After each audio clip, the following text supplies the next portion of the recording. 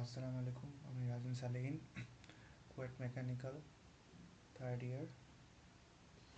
আমি আজকে HSC physics first পেপারে নিউটনের বলবিদ্যা চ্যাপ্টারের একটা টপিক নিয়ে আলোচনা করব।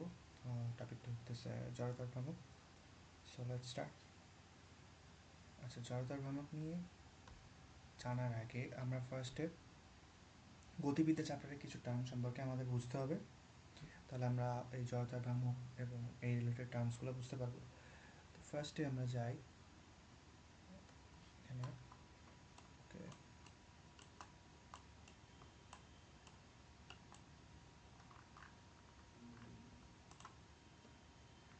আচ্ছা, ফার্স্টে আমরা যদি যাই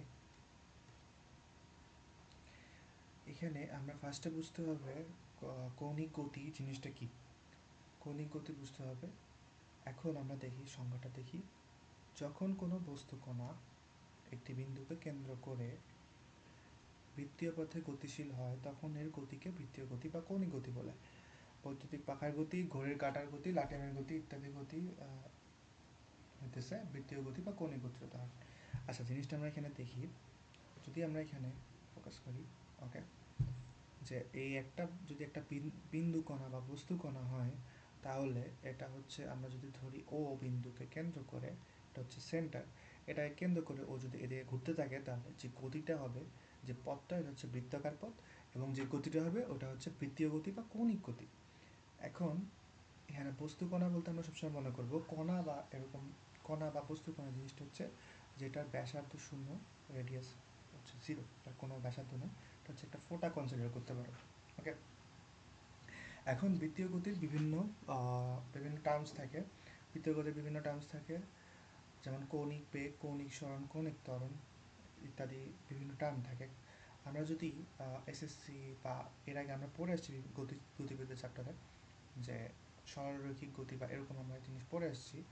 যদি আমরা দেখি, আমরা পড়তাম যে একটা সরলরেখা যদি এবি হয়, এমন যদি কিছু একটা হয় রেখা বা রেখাংশ, এবং এখানে আচ্ছা সরি, এখানে যদি ধরলাম একটা বস্তু কণা থাকতো এরকম কণা, তো ও এইভাবে সরল পথে গতিশীল থাকতো, তাহলে বিভিন্ন টার্ম জানতাম, সমবেগ বা বেগ, সরণ, ত্বরণ, এরকম। কৌণিক গতির ক্ষেত্র কৌণিক বেগ, কৌণিক সরণ, কৌণিক ত্বরণ, বিভিন্ন টার্ম চলে আসে। আচ্ছা, এখন কৌণিক সরণ জিনিসটা যদি আমরা দেখি, কৌণিক সরণ জিনিসটা কি, এটাকে আমরা ইংলিশে বলি বা ইংরেজিতে বলি অ্যাঙ্গুলার ডিসপ্লেসমেন্ট।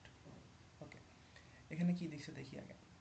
বৃত্তীয় পথে চলমান কণার, ওকে, ফার্স্টে আমরা বলতে পারবো বৃত্তীয় পথে চলমান, ওকে, কণার আদি ও শেষ অবস্থান বৃত্তের কেন্দ্রে যে কোণ উৎপন্ন করে, বৃত্তের কেন্দ্রে যে কোণ উৎপন্ন করে তাকে কৌণিক সরণ বলে। আচ্ছা, আমরা এখানেই বুঝি, ধরলাম আগের বিন্দুটাই আমরা চিন্তা করি, এই যে বস্তু কণাটা এ ঘুরতে ঘুরতে, ধরো ঘুরতে ঘুরতে এদিকে পর্যন্ত গেল, বি পর্যন্ত গেল। ওকে, বি পর্যন্ত গেল। এখন ও কাকে কেন্দ্র করে ঘুরতেছে? ওকে কেন্দ্র করে ঘুরতেছে, ও বিন্দুকে। তাহলে ও এ থেকে যে বি, এটা হচ্ছে ওর আদি অবস্থান, এটা হচ্ছে ওর শেষ অবস্থান। এখন ও আদি থেকে শেষে যাওয়ার পথে একটা বৃত্তকলা বা বৃত্তকলা না, বৃত্তচাপ ক্রিয়েট করছে। এই বৃত্তচাপটার কারণে ওর কেন্দ্রে একটা কোণ উৎপন্ন হয়েছে, এটাকে আমরা থিটা বলি। তো এটাই হইতেছে আমার বেসিক্যালি কৌণিক সরণ। এখন কৌণিক সরণ বা থিটাকে আমরা রেডিয়ানেও প্রকাশ করতে পারি অথবা ডিগ্রিতেও প্রকাশ করতে পারি। ঠিক আছে, রেডিয়ান বা ডিগ্রি যে কোনো একটাতে প্রকাশ করতে পারি। এখন আমরা যদি কৌণিক বেগে যাই, সংজ্ঞাটা আমরা দেখি।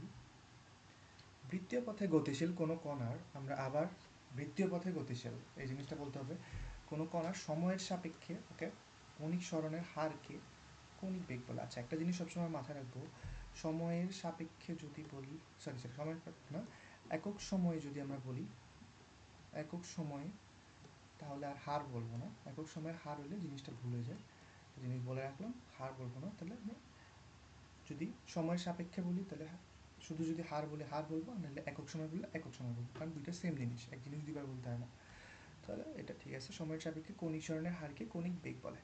তাহলে আমরা জিনিসটা দেখি, যদি বলি, ধরলাম এই যে সেম পয়েন্টটা, এ বিন্দু, সেম জিনিস, ও এখন এখানে আছে, ঠিক আছে, 1 সেকেন্ড পরও এখানে যাবে, থিটা 1 উৎপন্ন করলো, 2 সেকেন্ড পর এখানে যাবে, থিটা টু উৎপন্ন করলো। তাহলে এভাবে 3 সেকেন্ড পর এখানে যাবে। তো আমরা যদি চিন্তা করি 5 সেকেন্ডে যায় কত ডিগ্রি, এই থিটা টু এর মান কত বা থিটা থ্রি এর মান কত, থিটা ডিগ্রি। তাহলে 1 সেকেন্ডে কত, থিটা থ্রি ডিভাইড বাই 5। মানে জিনিসটা হইতেছে আমার বেসিক্যালি একক সময়ে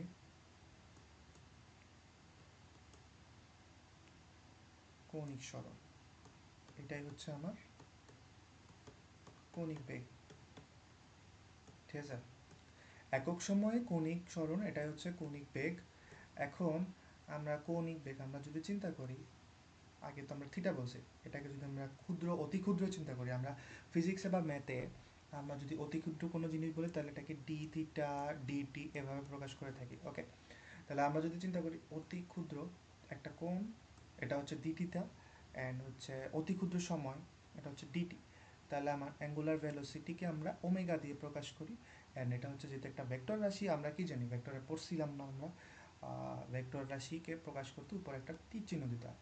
তাহলে আমরা কি বলবো, omega equals to D theta, যেহেতু এটা থিটা যে সরণ, সরণ অলওয়েজ ভেক্টর রাশি, এটা কৌণিক সরণ যদিও একই কথা, পরে ভেক্টর রাশি হবে কৌণিক সরণ, এটা ভেক্টর রাশি, অ্যান্ড এটা কি একক সময়, তাহলে সময় পরিবর্তন কত, ডিটি।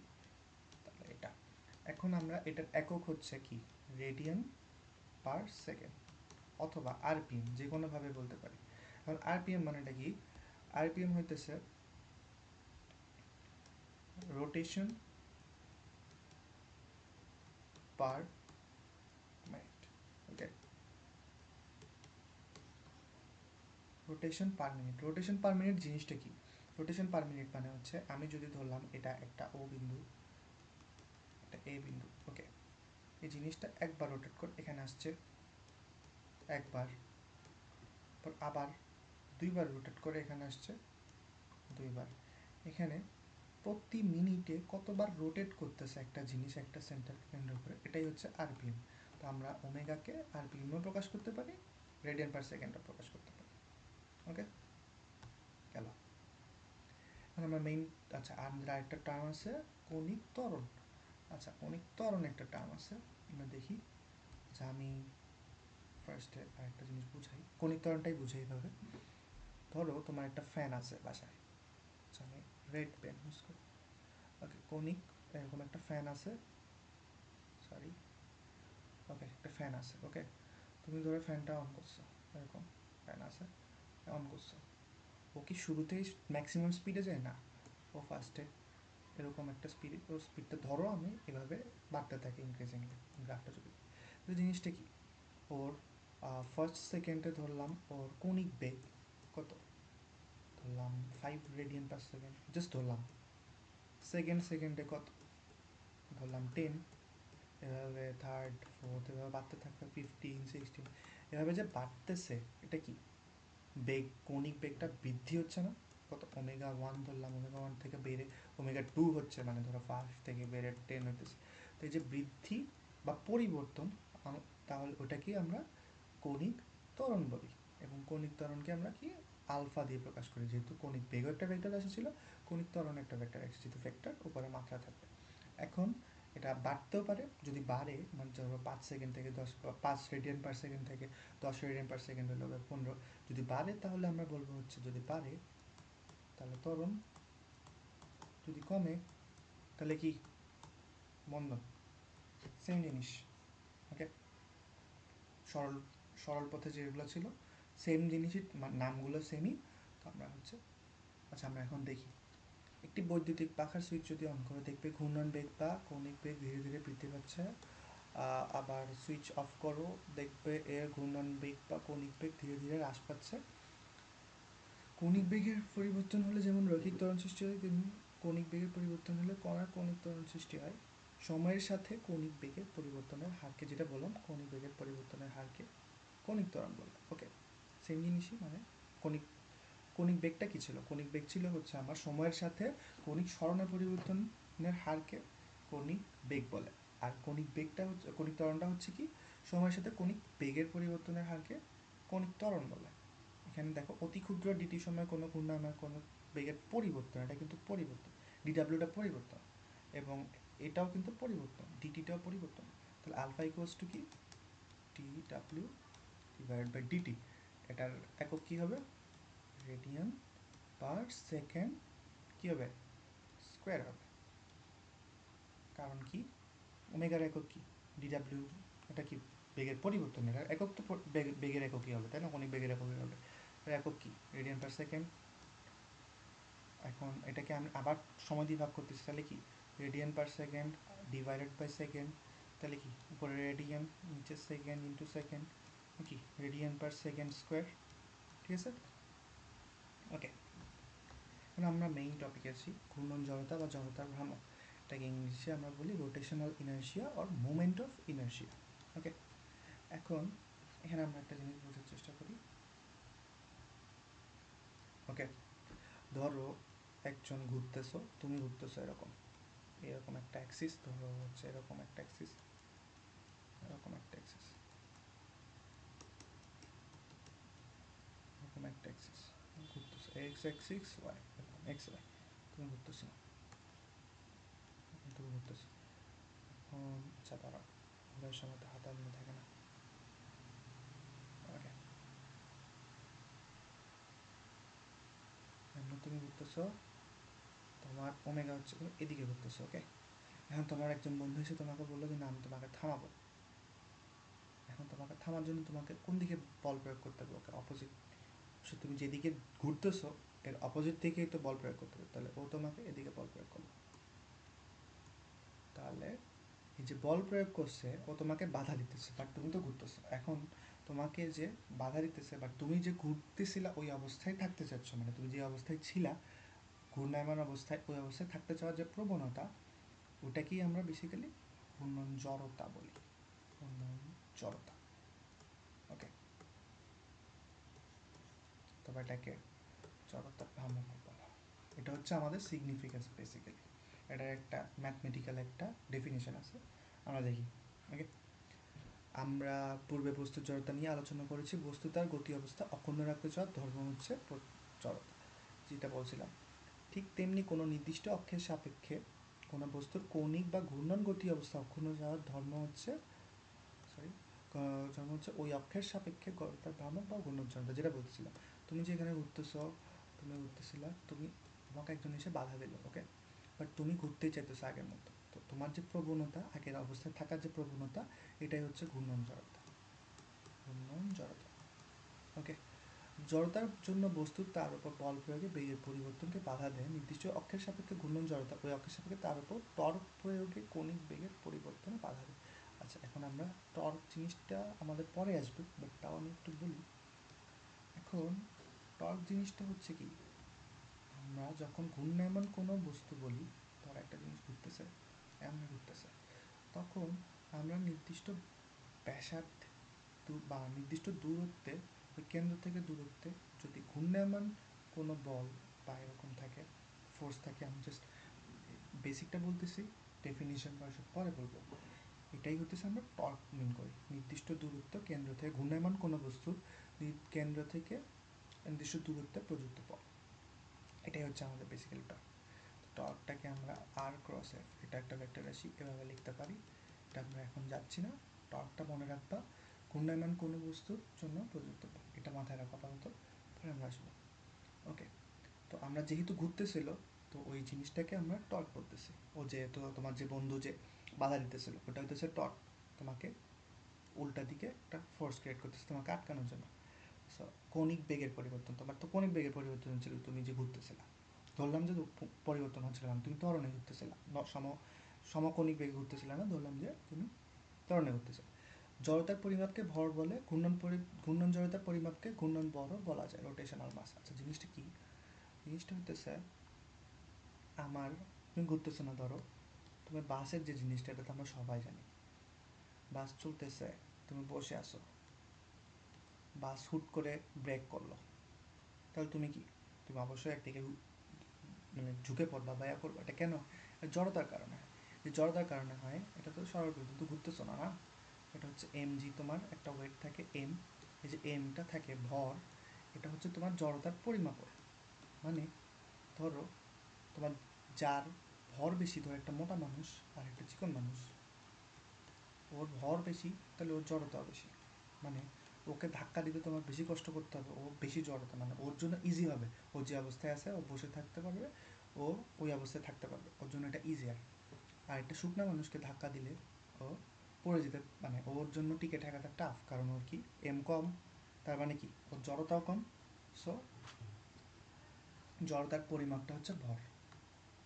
এটা হচ্ছে আমরা সরল পথে যদি চিন্তা করি। আর যদি আমরা চিন্তা করি কোনো গতিশীল বস্তু, গতিশীল কৌণিক, মানে কোনো একটা বস্তু বিন্দুকে কেন্দ্র করে গতিশীল, তখন ও ঘুরতেছে, ওকে ওমেগা বেগে ঘুরতেছে, ওকে তুমি আটকাইতে চাইতেছ, তো ওকে আটকাইতে পারবে নাকি পারবা না, ওইটা হচ্ছে ওর জড়তার উপর, ঘূর্ণন জড়তার উপর ডিপেন্ড করে, বা এটাকে হচ্ছে রোটেশনাল মাস বলে, বা জড়তার ভ্রামকও বলে। এটা হচ্ছে পরিমাপ। আগেরটার ক্ষেত্রে যেমন শুধু ছিল ভর, ওর পরিমাপক মানে ও কি নিজের অবস্থায় থাকতে পারবে নাকি পারবে না, যেটার পরিমাপক মানে কতটা ইজিয়ার হবে ওর জন্য থাকা। এটাও হচ্ছে সেম, ঘূর্ণনশীল বস্তুর ক্ষেত্রে ওর পরিমাপকটা হচ্ছে জড়তা, ঘূর্ণন জড়তা, সরি। এটা গেল। এখন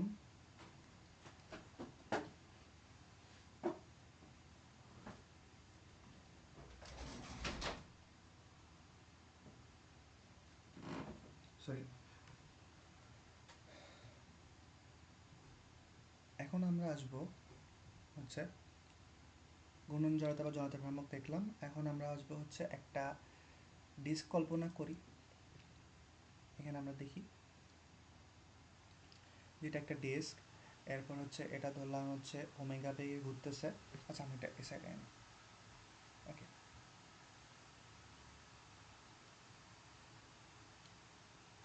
ধরলাম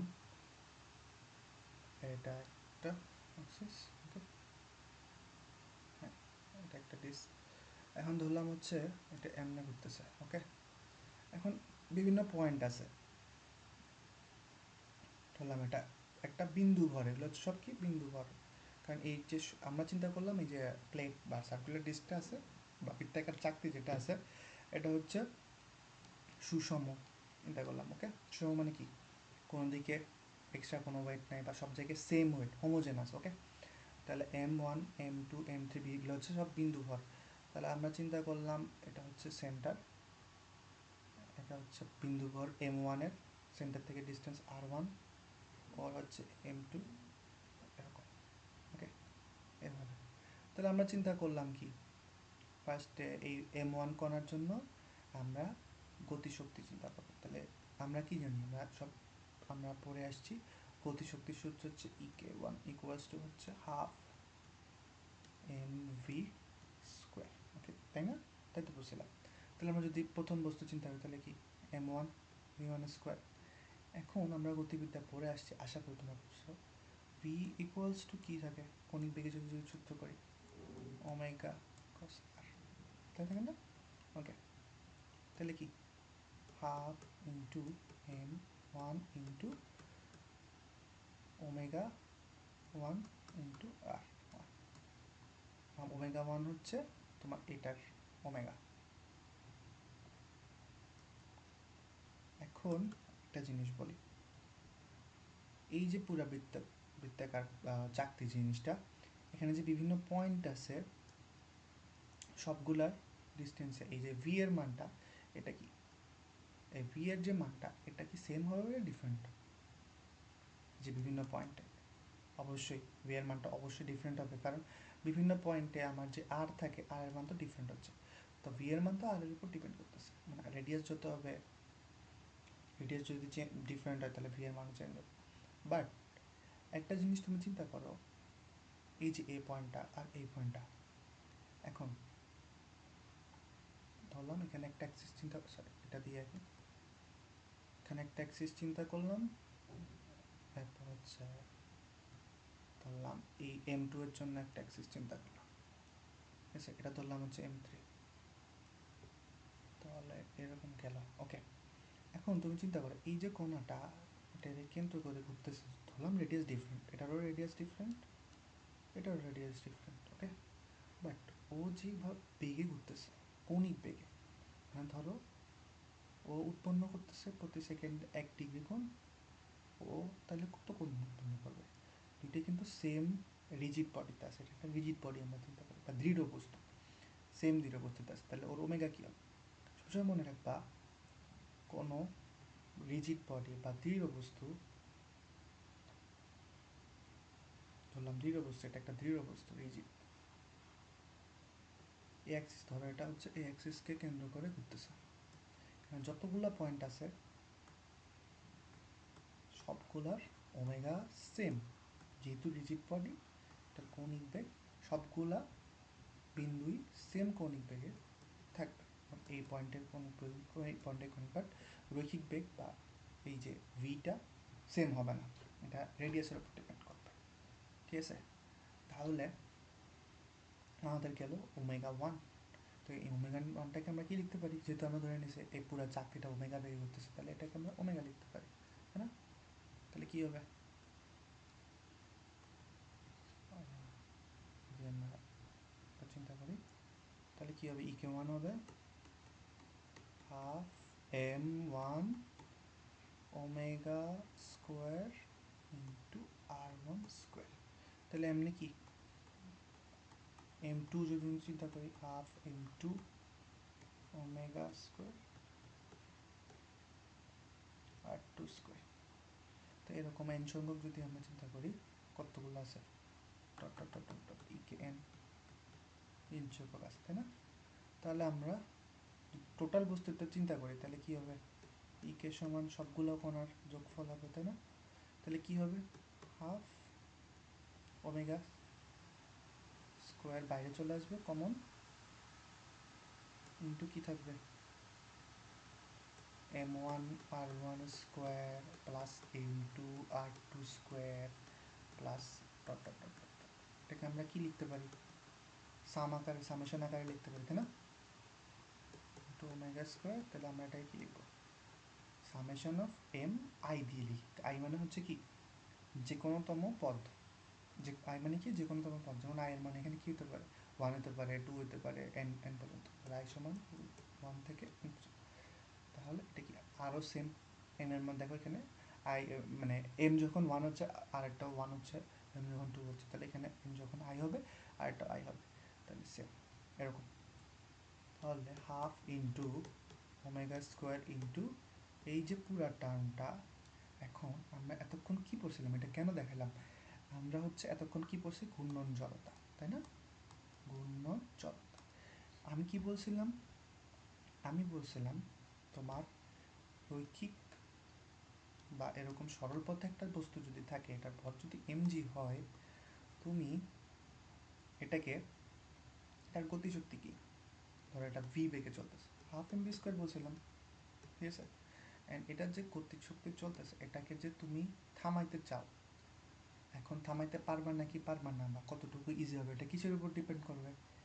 এই পোর্শনটার উপর, মানে ভি স্কোয়ারের সাথে যে টার্মটা আছে এই কনস্ট্যান্টটা বাদ দিয়ে, এটার উপর ডিপেন্ড করবে কি? জড়তার পরিমাপক কী ছিল? ভর ছিল। কি কোনটার ক্ষেত্রে? যদি সরল পথে চলে, ঠিক আছে না? এখন আমি তোমার এটা যে বললাম, এই যে ইকে ওয়ান ইকে টু, এটা কিসের জন্য ছিল? বৃত্তাকার প্লেটের জন্য ছিল বা বৃত্তাকার চাকতির জন্য ছিল। এটা কি ছিল? ঘূর্ণায়মান বস্তু ছিল। তো ঘূর্ণায়মান যখন বস্তু থাকবে, তখন আমরা কি পড়ছি? ঘূর্ণন জড়তার কারণে হইতেছে তোমার জিনিসটা ইজিয়ার হবে, ওকে থামাতে পারবা না কি পারবা না। এখন সরি, সরল পথে যেটা ছিল, ওটার ভি স্কোয়ারের সাথে যে টার্মটা ছিল, এটা হচ্ছে আমার জড়তার পরিমাপক ছিল, সরল পথে জড়তার পরিমাপক। তাহলে এখন আমার ঘূর্ণনশীল জন্য আমার জড়তার পরিমাপককে, এই যে ওর ক্ষেত্রে ভি স্কোয়ারের সাথে যে ছিল, আর যেহেতু ঘুরতেছে, তো ওর কৌণিক বেগ বা ওমেগার স্কোয়ারের সাথে যে গুণ আকারে আছে, একটা তো কনস্ট্যান্ট, ওমেগা স্কোয়ারের সাথে যে গুণ হতে, এই যে এই জিনিসটা হচ্ছে জড়তার পরিমাপক। আগেরটার মতোই সেম, জড়তার পরিমাপক, ঠিক আছে? এখন এই জিনিসটার নামই হচ্ছে ঘূর্ণন জড়তা, ঘূর্ণন জড়তা বা জড়তার ভ্রামক, ঠিক আছে? তাহলে আমরা কি জানলাম? এটাকে আমরা কি দিয়ে প্রকাশ করি? আই দিয়ে প্রকাশ করি, ওকে? তাহলে আমরা কি জানলাম আই ইকুয়ালস টু কি লিখছি সামেশন অফ আই, এটা দেখলাম না? হ্যাঁ, ওয়ান থেকে এন পর্যন্ত। এখন এটাকে যদি আমি করি সবগুলা বিন্দু কোণ আর সবগুলা ভাবে যদি না করি, যদি আমি নর্মালি লিখতে চাই তাহলে কি হবে? এই জিনিসটা মানে কি, এই জিনিসটা সামেশন অফ মানে সবগুলা বিন্দু কোণের সমষ্টি কি হবে? টোটাল বিন্দুটা টোটাল বস্তুটা ভর এম। তাহলে কি এটাকে যদি আমি এম লিখতে চাই, এম এই সামেশন অফ আর আই এর জায়গায় আমরা লিখবো কে স্কোয়ার। এখন কে স্কোয়ার থেকে এটা আসতেছি পরে, কে স্কোয়ার এটাকে চক্রগতির ব্যাসার্ধ বলে। এটা কি আসতেছে কাকে বলে বলতেছি একটু পরে। তো এটার জায়গায় আমরা এই যে সামেশন অফ এই পুরোটার জায়গায় আমরা এটা দিয়ে রিপ্লেস করতে পারি। ওকে, চক্রগতির ব্যাসার্ধ। এখন এটার একক কি হতে পারে চিন্তা করে বলো, এটা কি কেজি। যদি আমরা এসআই একক চিন্তা করি, এটা কি মিটার স্কোয়ার। তাহলে কি হবে কেজি মিটার স্কোয়ার। ঠিক আছে, ওকে। তাহলে আমার কি দাঁড়াইলো, আমরা কি বের করছিলাম ওখানে ইকে বের করছিলাম।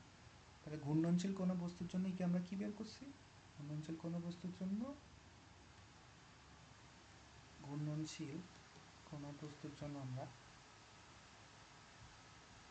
কে বের করছি half I into omega square, তাই না? ওকে, আচ্ছা আমরা এখন এই সেম হিসেবে যাই, ওরাও সেম কাজ করছে দেখো। এটা করলো, এটা আমরা করছি প্রত্যেকটা কোণার জন্য বস্তুটি মোট করে যদি সাম দিয়ে করছি, এই যে এটা করছি এটাও করছি সেম। এখন দেখো কি বলে এরা, রৈখিক গতি সমীকরণকে এই যে এই সমীকরণ আমরা এই যে ইকুয়েশন এটাকে আমরা এটার সাথে কম্পেয়ার করতে পারি, EK equals to half M v square. তখন আই হবে এম এর সাথে তুলনীয় একটি রাশি, আমরা যেটা বললাম একটা এম যেমন বস্তুর ভর বোঝানো নির্দিষ্ট অক্ষের সাপেক্ষে ঘূর্ণন ভর বা জড়তা ভর। ঠিক আছে, এটা বলছি। এখন এই যে সংজ্ঞাটা এটা হচ্ছে ম্যাথমেটিক্যাল ডেফিনেশন জড়তার ভ্রামকের। এতক্ষণ আমরা যেটা বলছি এটা হচ্ছে ফিজিক্যাল সিগনিফিকেন্স বা ভৌত তাৎপর্য। এখন দেখো ম্যাথমেটিক্যাল ডেফিনেশনটা কি বলে, কোনো বস্তুর যে ধর্ম কোনো নির্দিষ্ট অক্ষের সাপেক্ষে কৌণিক বেগের পরিবর্তনকে বাধা দেয় তাকে ওই অক্ষের সাপেক্ষে বস্তুটির ঘূর্ণন জড়তা বলে। এটা হচ্ছে আমার এটা হচ্ছে আমার এটাও ফিজিক্যাল ডেফিনেশন, ভৌত তাৎপর্যের ভিত্তিতেই এটা হচ্ছে ডেফিনেশন, পরেরটা হচ্ছে ম্যাথমেটিক্যাল ডেফিনেশন। তাহলে এটা কি কোনো বস্তুর যে ধর্ম কোনো নির্দিষ্ট অক্ষের সাপেক্ষে এর কৌণিক বেগের পরিবর্তনকে বাধা দেয়। ওই যেটা পড়ছিলাম কোনো বস্তু এটা যে ঘুরতেছে, এটা একটা বস্তু এটা ঘুরতেছে, তুমি ওকে বাধা দিচ্ছ এদিক থেকে, ওর যে ধর্মের কারণে ও বাধাটাকে প্রতিহত করার চেষ্টা করতেছে বা বাধা দিতে পারতেছে, ওটা হইতেছে তোমার ঘূর্ণন জড়তা আই। আর এটা যদি আমি ম্যাথমেটিক্যাল ডেফিনেশন দিই আই কী ছিল এম কে স্কোয়ার ছিল। ঠিক আছে, অথবা আমরা কি দেখছি সামেশন দিয়ে যদি করি summation of M I R I square.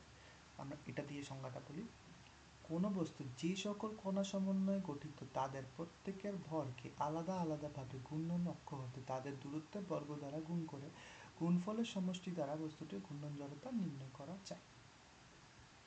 যে সেম জিনিসটি যেটা বললাম, মানে যেটা বলছিলাম এই যে এটা একটা যদি হয় এম ওয়ান হচ্ছে এখান থেকে আর ওয়ান দূরত্বে, এম টু হচ্ছে আর টু দূরত্বে, এরকম প্রত্যেকের কি বলছে প্রত্যেক কণার যে বস্তুটা ধরলাম বৃত্তাকার চাকতিটা যে সকল কণা M one M two M three M N দিয়ে গঠিত, ওই সকল কণার কেন্দ্র যে অক্ষের সাপেক্ষে ঘুরতেছে বস্তুটা ওই কেন্দ্র থেকে দূরত্ব প্রত্যেকটা আলাদা দূরত্ব, যেমন এম ওয়ানের সাথে আর ওয়ান ওই দূরত্বের গুণফলের ওই দূরত্বের বর্গের সাথে গুণফলের সমষ্টি। ধরো এম ওয়ানের সাথে কি আর ওয়ান স্কোয়ার প্লাস এম টুর সাথে কি আর টু স্কোয়ার, এমন এমন যোগ হতে থাকবে, তাই না? ওকে, এটাই হচ্ছে আমার কথা। এখন আমরা ক্যালকুলাসে, আমরা আশা করি তোমরা ক্যালকুলাস পড়ে আসছো বা ম্যাথে ক্যালকুলাস আশা করি পর, একটু বলে রাখি ক্যালকুলাস আমরা কখন ইউজ করি বা ক্যালকুলাসের সিগনিফিকেন্সটা কি। ওকে, ধরলাম আমি তোমাকে বলতেছি এটা একটা অ্যাক্সিস, এটা একটা axis, X axis Y axis. Okay, তোমাকে বললাম আমি একা ভুল হলে বললো এটা একটা আয়তাক্ষেত্র, ঠিক আছে এ বি। এখন এটা এটা বি, এটা বি, সরি সরি, এটা এ, এটা বি। ওকে, ঠিক আছে। তো আমি যদি তোমাকে বলি এটার ক্ষেত্রফল কত, এখান থেকে তুমি ইজিলি বলতে পারবা দৈর্ঘ্য ইন্টু প্রস্থ, ঠিক আছে না? বাট আমি যদি তোমারে বলি এখানে সেম জিনিস ধরো এক্স ওয়াই, ঠিক আছে, যদি তোমাকে বলি এরকম একটা শেপের, সরি সরি বেশি র্যান্ডম হয়ে গেছে, ধরো তোমাকে বললাম এরকম একটা র্যান্ডম শেপের, ঠিক আছে, এটা যদি আমি ক্ষেত্রফল আঁকতে বের করতে বলি তুমি কী করবো? তার কোনো নির্দিষ্ট ফর্মুলা আছে? নাই। তো আমরা যদি এই জিনিসটাকে অনেক স্মল জুম ইন করি, অনেক বেশি স্মল, ক্যালকুলাস মানেই চিন্তা করবা সব স্মল এবং খুবই অল্প সময়, অল্প দূরত্ব, অল্প ব্যাসার্ধ, সবই অল্প। তাহলে আমি যদি এই পুরো জিনিসটাকে একদম স্মল, তখন আরও স্মল, আরও জুম ইন করলাম, কিন্তু জুম ইন করা যায়, একদম স্মল যদি ডিভাইড করি তাহলে, সরি সরি কী হলো, সরি সরি সরি,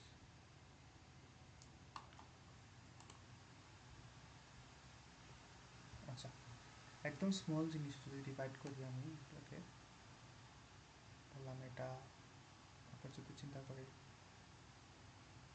এটা, আবার যদি চিন্তা করি এটা, ওকে। তো এই জিনিসটাকে যদি আমি বাইরে জুম আউট করি, আরও অনেক স্মল, আমি দিচ্ছি না, জুম আউট করি তাহলে কী হবে, প্রত্যেকটা একটা একটা স্মল স্মল কী হবে, ইজি রেক্ট্যাঙ্গেল হবে, ঠিক আছে। তো এই যে স্মল রেক্ট্যাঙ্গেল আছে, অনেক স্মল, অনেক যদি তুমি একদম যদি জুম ইন করে করো তাহলে প্রত্যেকটা একটা স্মল, তাহলে এই যে পুরো জিনিসটার এরিয়াটা কী হবে, সবগুলা স্মল রেক্ট্যাঙ্গেলের অনেক স্মল, যেন তোমার এই এই জিনিসটা সবগুলোর ক্ষেত্রে সেম হয় ডিস্টেন্সটা।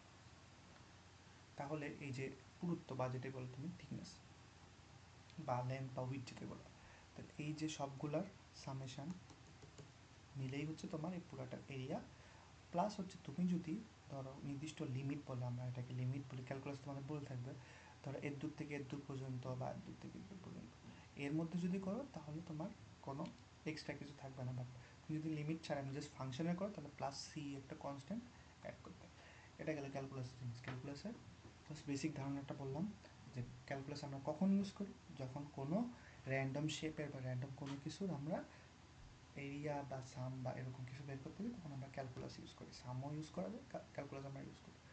তাহলে এখানে আমরা কি বলছি, ক্যালকুলাসের সাহায্যে জিনিসটা লিখছি, আমরা কি লিখছিলাম, হাফ এম আর স্কোয়ার। এখন এখানে কি আমরা কি করতেছি, আমরা যদি চিন্তা করি, ধরলাম একটা স্মল পোর্শন, এটা একটা স্মল পোর্শন, এখান থেকে আমরা একটা স্মল ইয়া নিলাম, এটার দিলাম হচ্ছে বস্তুকণার ভর, দিলাম হচ্ছে এম না লিখে ডিএম দিয়ে প্রকাশ করছি, আমরা বলছিলাম অতি ক্ষুদ্র বল, তাহলে এটা একটা অতি ক্ষুদ্র বল, তাহলে এটা কী হবে ডিএম, এটা ডিস্টেন্সে আছে, আর ডিস্টেন্স যেহেতু দূরত্বে আছে, দূরত্ব তো এখানে তুমি চিন্তা করে দেখো লজিক্যাল, দূরত্ব তো অতিক্ষেত্র হইতে হবে নট নেসেসারি, দূরত্ব তো এখানেও থাকতে পারে, তাই না? এই যে এই পয়েন্টের বস্তু কণা, অনেক ধরলাম অনেক স্মল একটা বস্তু কণা, একদম ডিএম ভরের, বাট ওর ডিস্টেন্স তো আর মানে ডিস্টেন্স তো আর তোমার অতি ক্ষুদ্র না, ও তো ভালোই দূরে আছে, তাই না?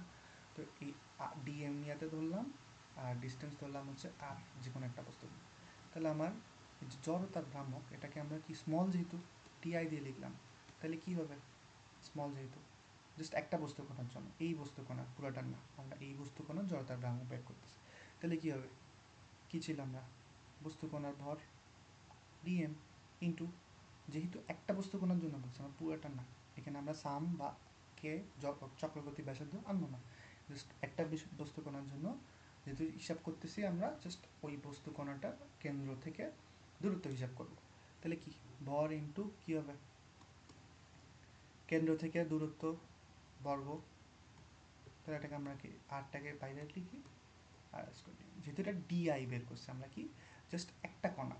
এখন যদি আমরা তোমাকে একটু আগে বলছিলাম যে পুরাটার যদি কিছু বের করতে চাই তাহলে আমরা কি করব, প্রত্যেকটা রেক্ট্যাঙ্গেল স্মল স্মল রেক্ট্যাঙ্গেলে ভাগ করে দেন হচ্ছে পুরোটারে ইন্টিগ্রেট করব, তাই না? তো আমরা বের করছি কি স্মল একটার জন্য, তো স্মল একটার জন্য ডিআই, তো টোটালটার জন্য আমরা কীভাবে বের করবো? টোটালটার জন্য করব কি, এই ডিআইটাকে ইন্টিগ্রেট করব এমনে, ঠিক আছে? এখন দেখো এই ডিআই স্মল স্মল ডিআই এটাকে ইন্টিগ্রেট কী করলে কী হবে, DI one plus DI two ধরলাম এভাবে প্লাস ডট ডট ডট, সবগুলো ডিআই মিলে কী হবে, স্মল স্মল ডিআই মিলে পুরাটা ডিআই, পুরাটার জড়তার ভ্রামক হবে, পুরা ডিস্কের জড়তার ভ্রামক হবে, তাহলে কী হবে, আই হবে। তাহলে আই ইকুয়ালস টু, এটা তো থাকবে, এখানে তো আমি কোনো ইন্টিগ্রেট কোনো ক্যালকুলেশন করতেছি না, তাহলে এটাকে আমরা এভাবে রেখে দেব, এটা, তো এটাকে আমরা এভাবে প্রকাশ করতে পারি। ওকে, গেল। এখন আমরা চক্রগতির ভ্রামকটা নিয়ে একটু দেখব। এখানে কি বলছে দেখি, একটি বস্তুর সমগ্র ভরকে যদি এমন একটি বিন্দুতে পুঞ্জীভূত করা যায় যেন একটি নির্দিষ্ট অক্ষের সাপেক্ষে বস্তুটি ঘূর্ণন জড়তার কোনো পরিবর্তন না হয়, তখন ওই অক্ষ হতে উক্ত বিন্দুর দূরত্বকে চক্রগতির ব্যাসার্ধ বলে। এখানে ওরা একটা চিত্র আছে। ওকে, জিনিসটা আমি বোঝানোর ট্রাই করি। তাহলে আমরা এখানে কি বলছে, বেসিক্যালি এখানে যেটা বলছে আমি বোঝানোর ট্রাই করি। ওকে, ধরলাম সেম জিনিস আবার আসতেছে। ওকে,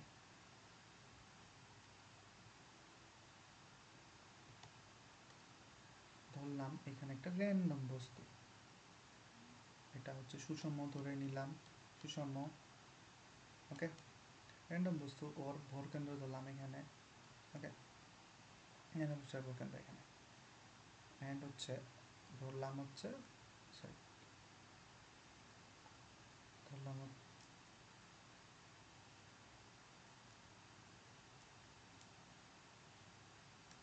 হ্যাঁ ধরলাম হচ্ছে ও এখান থেকে, সরি এই যে ডিস্টেন্সটা এটা হচ্ছে কে। এখন এই যে বস্তুটা ঘুরতেছে এই ইয়ার থেকে এত ডিস্টেন্সে এভাবে ঘুরতেছে। ওকে, এটাকে কেন্দ্র করে, এই অ্যাক্সিসটাকে কেন্দ্র করে ঘুরতেছে ওমেগা থেকে। এখন আমরা বললাম এই পুরা বস্তুটার জড়তার ভ্রামক হচ্ছে আই, ও ভরকেন্দ্র এখানে ধরলাম, এটাকে সি নাম দিলাম। ওকে, এখন আমরা করব কি, ডোরেমন দেখছি না সবাই, ডোরেমনে কি ছিল, স্মল লাইট ছিল, বিগ লাইট ছিল, আমরা ধরলাম হচ্ছে একটা স্মল লাইট আছে। ওকে, এই পুরা বস্তুটাতে আমরা স্মল লাইট মারলাম। এখন স্মল লাইট মারলে কি হবে, এই যে বস্তুটা আছে এটা এখন কি হবে, পুরা যে বস্তুটা এটা একটা ধরলাম যে সব মুছে গেল, সব মুছে গেল, সব মুছে গেল, সব মুছে গেল, সব মুছে গেল, সব মুছে গেল, সব মুছে গেল। ওকে, পুরা বস্তুটা আমার এখানে চলে আসছে স্মল লাইট দিয়ে একটা পয়েন্টে। এখন যদি আমরা বলি এই পয়েন্টেরও চক্রগতির ব্যাসার্ধ, সরি এই পয়েন্টেরও আমার জড়তার ভ্রামক আই, পুরা বস্তুর যেটা ছিল ওটারও আই ছিল, তাহলে আমরা হচ্ছে এই যে বস্তু বা বিন্দু ভর, এটাকে বিন্দু ভর বলে, যে পয়েন্টে পুঞ্জীভূত হয়েছে ওই পয়েন্ট থেকে আমার যে অ্যাক্সিসের সাপেক্ষে ঘুরতেছিল ওই অ্যাক্সিসের যে দূরত্বটা এটাকেই বলে চক্রগতির ব্যাসার্ধ। ঠিক আছে, বুঝছি।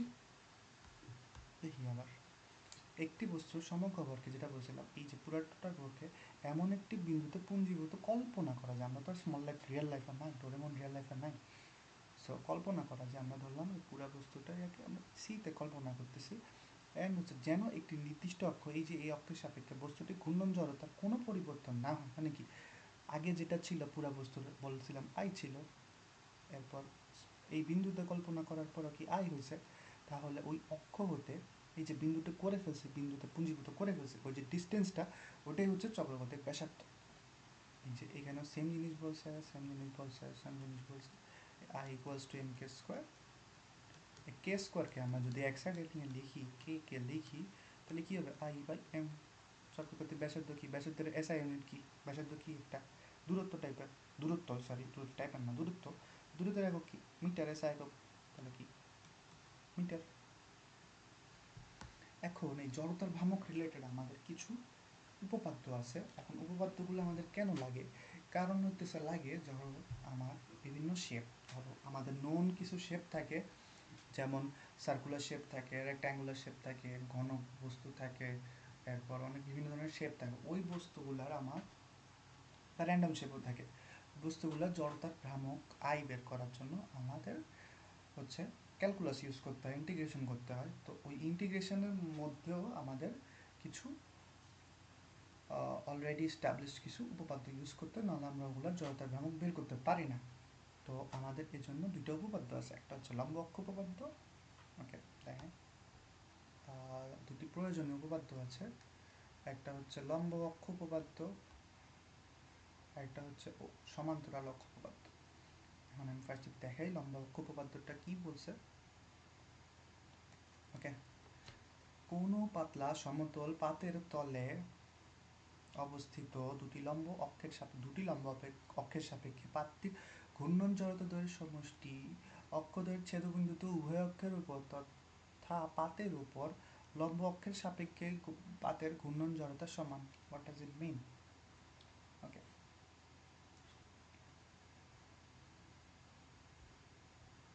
এই যে পাতটা দেখতেছি, বললাম হচ্ছে এটা একটা কি, কোনো পাতলা সমতল পাত।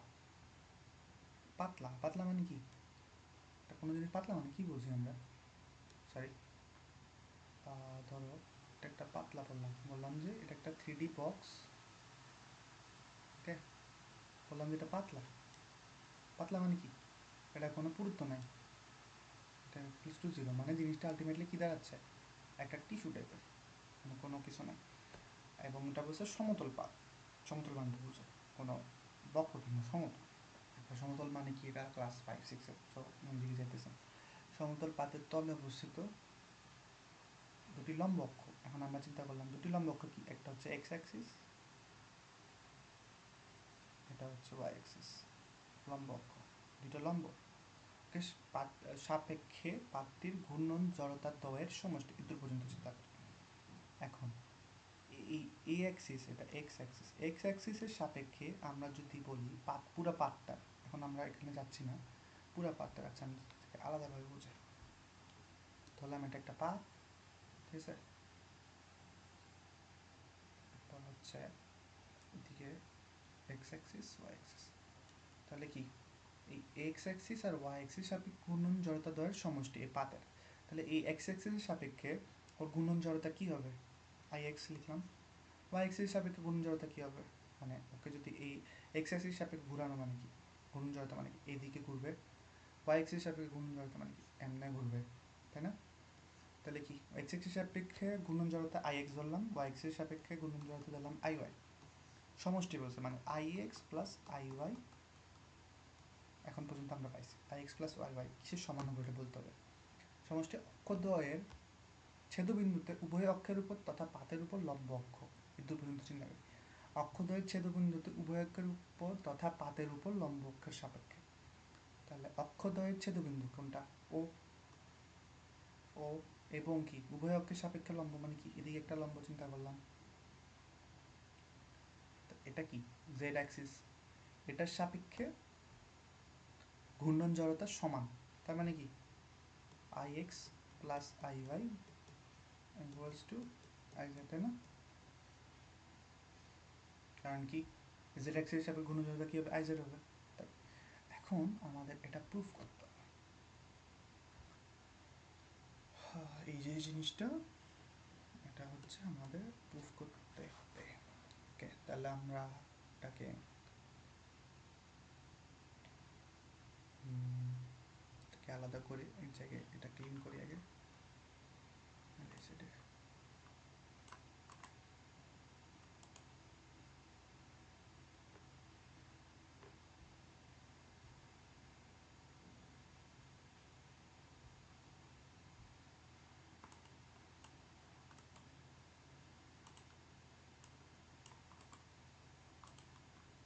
আচ্ছা, তাহলে আমরা সেম চিত্রটাকে এখানে আঁকি।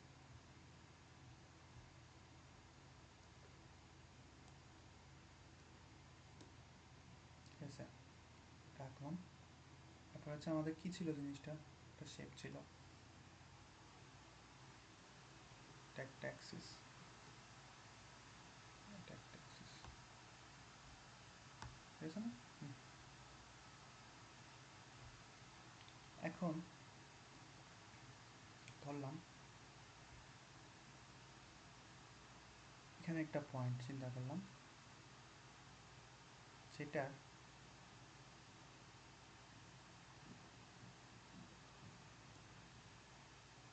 একটা জেড অ্যাক্সিস চিন্তা করলাম। ওকে, এখানে একটা পয়েন্ট চিন্তা করলাম যেটা স্থানাঙ্ক আমি যদি বলি এক্স অ্যাক্সিসের সাপেক্ষে যদি আমি চিন্তা করি, তাহলে এম আই, এটার যদি আমি স্থানাঙ্ক চিন্তা করি তাহলে কী হবে, এটাকে যদি আমি ও দিই, এটাকে যদি আমি আর দিলাম, তাহলে এটুক ডিস্টেন্স কত হবে, ওয়াই হবে, এটুক ডিস্টেন্স কত হবে, এক্স হবে। তো এটার স্থানাঙ্ক কত, এক্স আই ওয়াই আই যদি বলি, এক্স ওয়ান এক্স টু দিয়ে তো এক্স আই ওয়াই দিয়ে দিলাম। তাহলে আমার এই পয়েন্টটার ভর হচ্ছে যদি চিন্তা করি এম আই, তাহলে আমার আই এক্স কত হবে, আই এক্স হবে আমার সামেশন অফ কী ছিল প্রত্যেকটা পয়েন্টের এম আই, এখন এখানে কী হবে ইন্টু, হচ্ছে মাল্টিপ্লিকেশন, এটা এক্স না কিন্তু। এখন দেখো এক্স অ্যাক্সিসের সাপেক্ষে এই পয়েন্টটার দূরত্ব কত, এতটুকু, এতটুকু কত ওয়াই, তাহলে কী ছিল আমাদের ভর ইন্টু দূরত্বের বর্গের গুণফল, তাহলে ওয়াই আই স্কোয়ার, এটা হচ্ছে I x.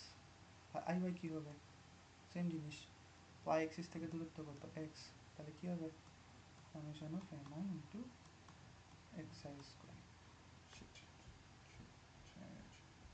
Okay, X I square, তাই না? তাহলে আমাদের উপপাদ্যটা কী ছিল, এলএইচএস কী ছিল, I X plus I Y সমান কিছু একটা প্রুফ করতে হবে। তাহলে আমরা I X plus I Y করি, কী হবে summation of M I Y I square plus summation of M I X I square, তাই না? তো আমরা যদি সামেশন অফ এম আইটাকে কমন নিই,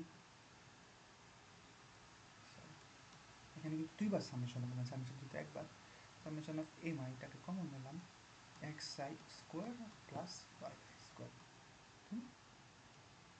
ঠিক আছে?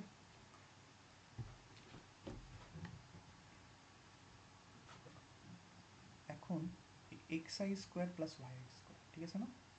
এই জিনিসটাকে আমরা যদি এখানে দেখি এটা কি, এটা যদি অতিভুজ হয় অ্যান্ড এতটুকু তো লম্ব, ঠিক আছে, যেহেতু ডিস্টেন্স এই পয়েন্ট থেকে এই অ্যাক্সিসের ডিস্টেন্স, বিন্দু থেকে অ্যাক্সিসের উপর লম্ব টানলাম এতটুকু ওয়াই, তাহলে এটা কি একটা পিথাগোরাসের উপপাদ্য লাগবে এখানে, তাহলে কী হবে r square equals to x square plus y square, তাই না? তাহলে কী হবে, এখানে আমরা আই লিখতে পারি, এক্স আই যেহেতু একতম বিন্দু, তাহলে আমরা এই পয়েন্টের জন্য যেহেতু বের করতেছি এটা আর আই লিখলাম, ঠিক আছে না? এটা তাহলে এটার জায়গায় আমরা কী লিখতে পারি, আর আই লিখতে পারি, গেল। এখন আমরা কি বলছিলাম I X plus I Y equals to I Z prove করতে হবে। এখন আমরা দেখি আইজেডটা কি, আইজেডটা হচ্ছে জেড অ্যাক্সিস থেকে আমার ওই পয়েন্টের, বা ওই পয়েন্টের না মানে এক্স জেড অ্যাক্সিস থেকে ওই পুরা যে পাথটা আমরা চিন্তা করতেছি ওটার জড়তা ভ্রামক, তাই না, জেড অ্যাক্সিস থেকে। তাহলে আমরা যে পয়েন্টের জন্য চিন্তা করতেছি এম আই বিন্দু ভরের জন্য চিন্তা করতেছি, ওর জন্য জেড অ্যাক্সিস থেকে ডিস্টেন্স কত হবে, এই যে জেড অ্যাক্সিস যদি আমরা চিন্তা করি ডিস্টেন্সটা কত হবে, অবশ্যই আর হবে, তাই না, আর আই হবে বা আর, কেন কি এই জেড অ্যাক্সিস থেকে পয়েন্টের দূরত্ব কত, এটাকে যদি আমি এভাবে চিন্তা করি, জিনিসটা আমি ধরলাম এই জেড অ্যাক্সিস, তো এই জেড অ্যাক্সিসটাকে এভাবে বাড়াইলাম, ওকে, অ্যান্ড হচ্ছে এটা বিন্দু, এই যে এটা হচ্ছে লম্ব দূরত্ব, বুঝছো, এমন জিনিসটা, জিনিসটা হচ্ছে এমন কাইন্ড অফ। তো এটাকে যদি আমি সোজা করে লিখি এদিকে বাগাই দিই, যদি আমি রোটেট করি জিনিসটা এমনে দাঁড়ায়, তাহলে এই ডিস্টেন্সটা কত আর না, তাই লিখছি, তাহলে একটা জায়গায় আমরা আইজেড লিখতে পারি, এটা হলো প্রুফ, ওকে, এই যে প্রুফ। এখন হচ্ছে সমান্তরাল অক্ষ উপপাদ্য। সমান্তরাল অক্ষ উপপাদ্য এটা বেশি কাজে লাগে, ওটা লাগে বাট এটা একটু বেশি লাগে। প্যারালাল অ্যাক্সিস থিওরেম, যে কোনো অক্ষের সাপেক্ষে বস্তুর ঘূর্ণন জড়তা ওই বস্তুর ভরকেন্দ্রগামী ওই অক্ষের সমান্তরাল অক্ষের সাপেক্ষে বস্তুর ঘূর্ণন জড়তা এবং বস্তুর ভর ও অক্ষ দ্বারা লম্ব দূরত্বের বর্গের গুণফলের সমষ্টির সমান। কি বলছে আমি এটা এখানে বুঝাই, এই চিত্র দিয়ে বুঝাই। এখানে বলছে, আমি চিন্তা করছি আমি যদি বলি এই এ বি অ্যাক্সিসের সাপেক্ষে পুরা জিনিসটার, এই যে পুরা পাতটা বা যে র্যান্ডম যে শেপটা আছে, এটা যদি আমি জড়তার ভ্রামক আই এ বি বের করতে চাই, তাহলে এই আই এ বিটা কিসের সমান হবে? এই আই এ বিটা সমান হবে হচ্ছে এই পুরা পাতটা ভরকেন্দ্রগামী একটা অক্ষ, এটা হচ্ছে পুরা পাতটা ভরকেন্দ্র, নট ভারকেন্দ্র, ভরকেন্দ্র, ভরকেন্দ্রগামী একটা অক্ষ সিডি, যেটা এ বি অক্ষের মানে যে অক্ষের সাপেক্ষে আমরা বের করতেছি ওটা সমান্তরাল, ওই অক্ষের সাপেক্ষে ঘূর্ণন জড়তা বা জড়তার ভ্রামক প্লাস একটা হচ্ছে ওই যে অ্যাক্সিস ভরকেন্দ্রগামী অ্যাক্সিস থেকে যে অ্যাক্সিসের সাপেক্ষে আমরা বের করতেছি ওই অ্যাক্সিসের ডিস্টেন্সের স্কোয়ারের সাথে গুণ করব। আমরা কি গুণ করবো? একটা ভর গুণ করবো অবশ্যই। কি ভর গুণ করবো? বস্তুটার ভর গুণ করবো। তাহলে কি হবে? এম। তাহলে কি দাঁড়ালো? যদি দাঁড়ায় কোনো বস্তুর কোনো বস্তুর এই যে বস্তুটার কোনো অক্ষের সাপেক্ষে এ বি অক্ষের সাপেক্ষে ঘূর্ণন জড়তা আই এ বি হচ্ছে আমার কিসের সমষ্টির সমান? ওই বস্তুর ভরকেন্দ্রগামী অক্ষ, যেটা হচ্ছে যে অক্ষের সাপেক্ষে আমরা বের করতেছি ওটা সমান্তরাল অক্ষ, ওই অক্ষের ভরকেন্দ্রগামী অক্ষটার ঘূর্ণন জড়তা প্লাস হচ্ছে আমার কি ওই দুইটা অক্ষ মানে যে অক্ষের বের করতেছি, যে অক্ষের সাপেক্ষে বের করতেছি ওইটা এবং ভরকেন্দ্রগামী অক্ষের দূরত্বের বর্গ ইন্টু ভর বস্তুটার ভরের গুণফলের সমষ্টির সমান। মানে কি I A B equals to I C D, এই যে ভরকেন্দ্রগামী অক্ষের সাপেক্ষে জড়তা প্লাস পুরা ভর বস্তুর ভর ইন্টু ওই দুইটা অ্যাক্সিসের সমান মানে যেটা সমান্তরাল অক্ষের দূরত্বের। এটা হচ্ছে আমার প্যারালাল অ্যাক্সিস থিওরেম। এখন এখানে আমার এটা প্রুফ করতে হবে। ওকে,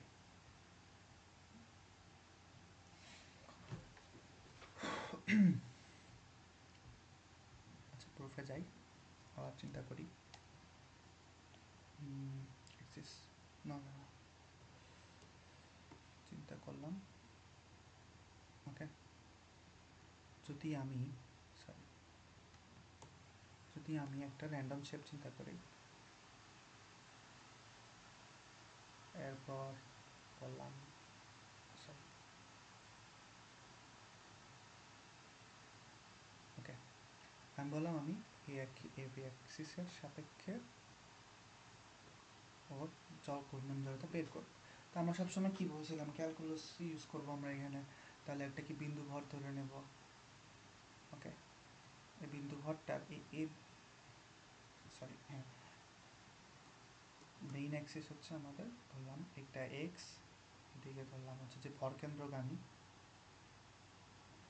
এটা বললাম হচ্ছে জি, এরপর হচ্ছে ওয়াই, ওয়াই প্রাইম, এটাকে আমরা সিডি বলছিলাম। আচ্ছা সিডি দিয়ে লিখি, এটা হচ্ছে সি, এটা হচ্ছে ডি। ঠিক আছে, এখন আমরা ধরলাম হচ্ছে এটা একটা বিন্দু ভর এম আই, এটার থেকে ওই ভরকেন্দ্রগামী অক্ষটার দূরত্ব এক্স আই, এবং যে অক্ষের সাপেক্ষে বের করতেছি ওই অক্ষের সাথে আমার ভরকেন্দ্রগামী অক্ষের দূরত্ব কত? এইচ। ঠিক আছে, তাহলে আমার ওই অক্ষ থেকে যে অক্ষের সাপেক্ষে আমরা ঘূর্ণন জড়তা বের করতেছি অক্ষ থেকে বিন্দু ভরের দূরত্ব কত হবে? কত হবে? X I plus H.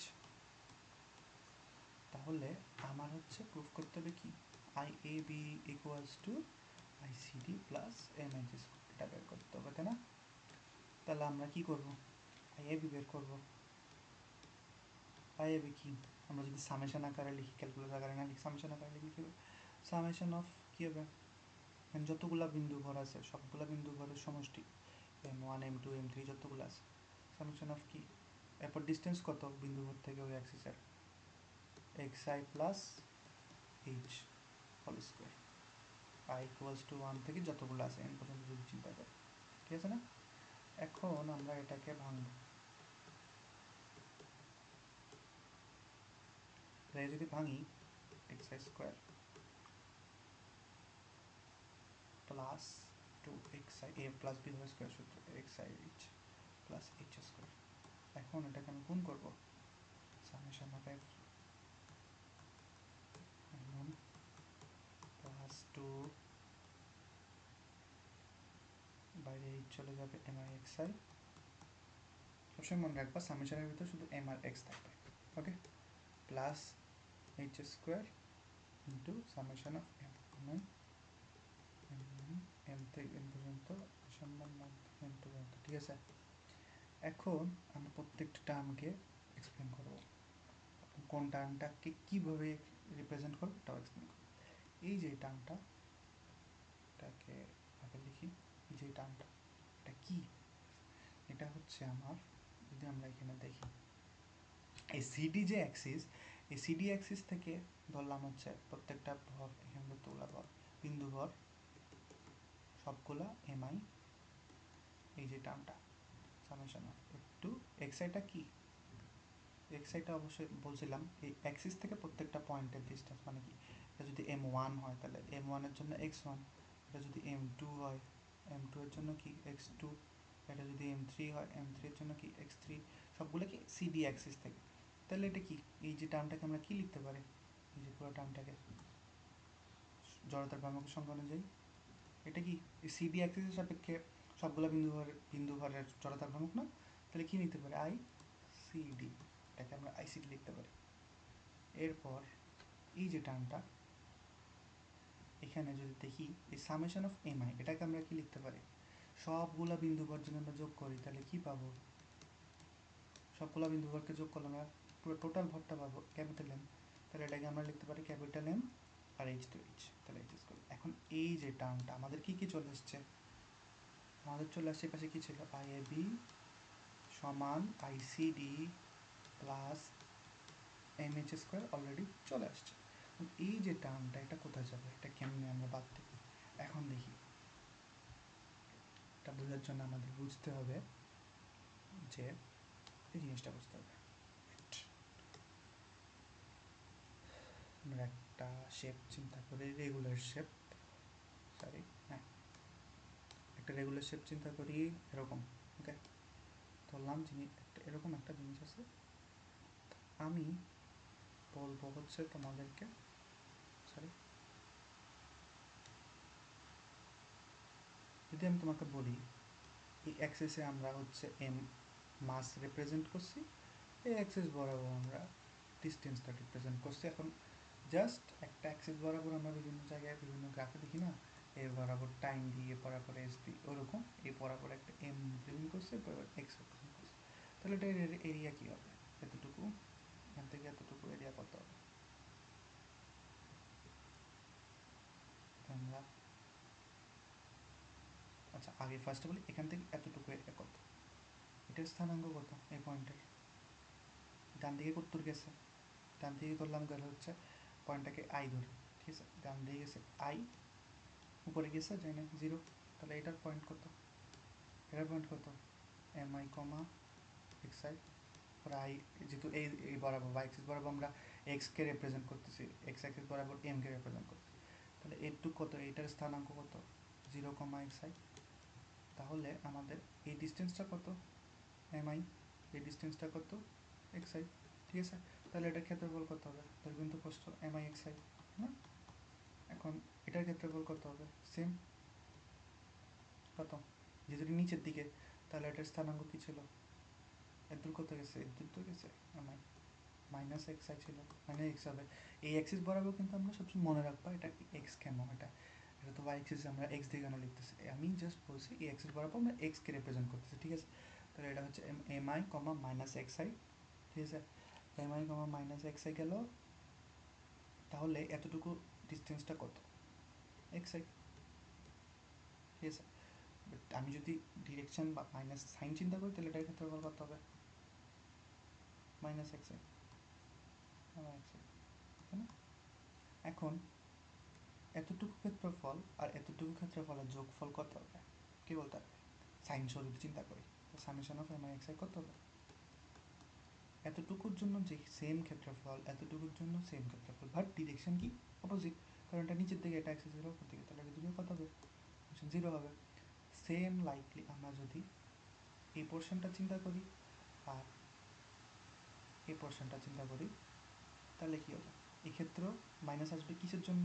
Minus M I আসবে, বাট এক্স আই, এক্স এক্সের উপরে, but minus M I X I আসবে, আর এখানে কি এম আই এক্স আই আসবে। তাহলে কি এতটুকু আর এতটুকু যদি আমরা সাম করি তাহলে কী হবে? এই জাস্ট এই দুইটা এরিয়া যদি সাম করি, M I X I zero হবে এখানের জন্য। এখন আমরা এই যে সিডি অ্যাক্সিসটা আঁকছিলাম, এই অ্যাক্সিসটা ডানে, এই যে এই পোর্শনটা আর এই পোর্শনটা, এই দুইটা পোর্শনে আমার যে summation of M I X I হবে সেম লজিকে জিরো হবে, কারণ এই যে পোর্শনে যতটুকু এরিয়া হবে, এরিয়ার গুণফল হবে এই সেম পোর্শনও, যদি এটা র্যান্ডম শেপ, বাট যেহেতু এটা ভর কেন্দ্র, আমার জিনিসটা হয়তো আঁকা ভুল হতে পারে, জিটা হয়তো এই সাইডে হতে পারে, বাট আমি জিনিস বোঝানোর জন্য বলছি। সময় ভর কেন্দ্রকে আমি যে অ্যাক্সিসটা আঁকছি আমরা, ডান সাইডে অ্যান্ড এক্স মানে অ্যাক্সিসের এই সাইডটা আর এই সাইডটা অলওয়েজ সাইন ডিফারেন্ট হবে, এরিয়াটা মানে mass and X side different হবে, তাহলে এই দুইটা পোর্শন মিলে যেটা হবে এটা হচ্ছে জিরো হবে, সেম লজিকে। তাহলে আমার এটাও প্রুফ হয়ে গেল, ঠিক আছে? ওটা জিরো হয়ে যাচ্ছে, তাহলে এই দুইটা, এটা থাকতেছে আর এটা থাকতেছে, গেল।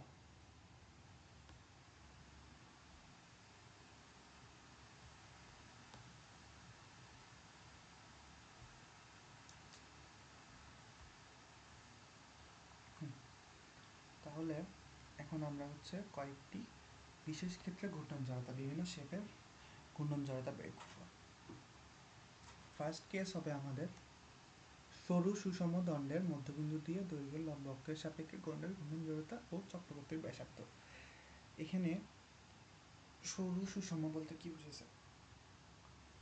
সরু মানে স্ল্যান্ডার, যে জিনিসটা,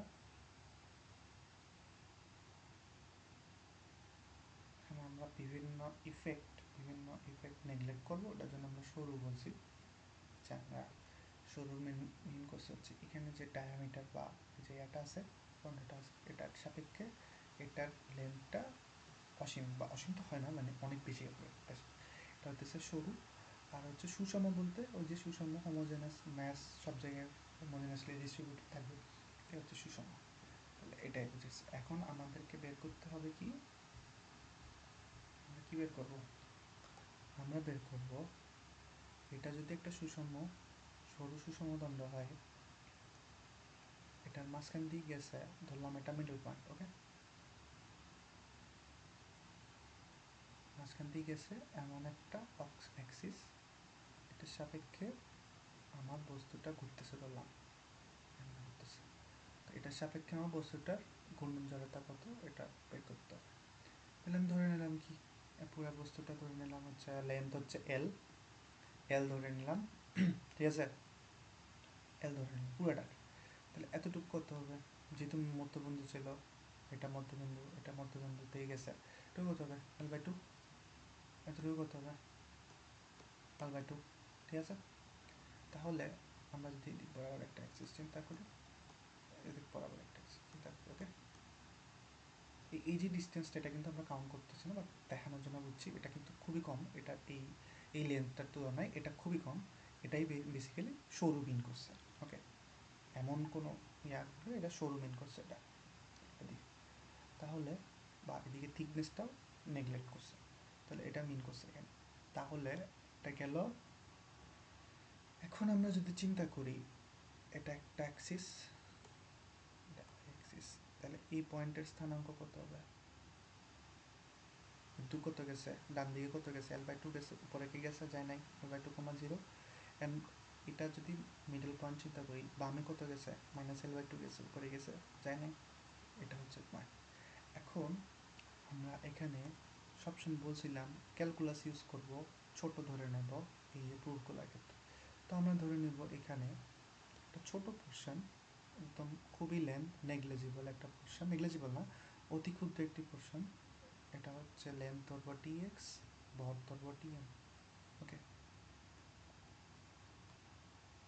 এখন এটা আসে ধরবো হচ্ছে আমরা এক্স ডিস্টেন্সে ও অ্যাক্সিস থেকে। এখন আমরা করব কি,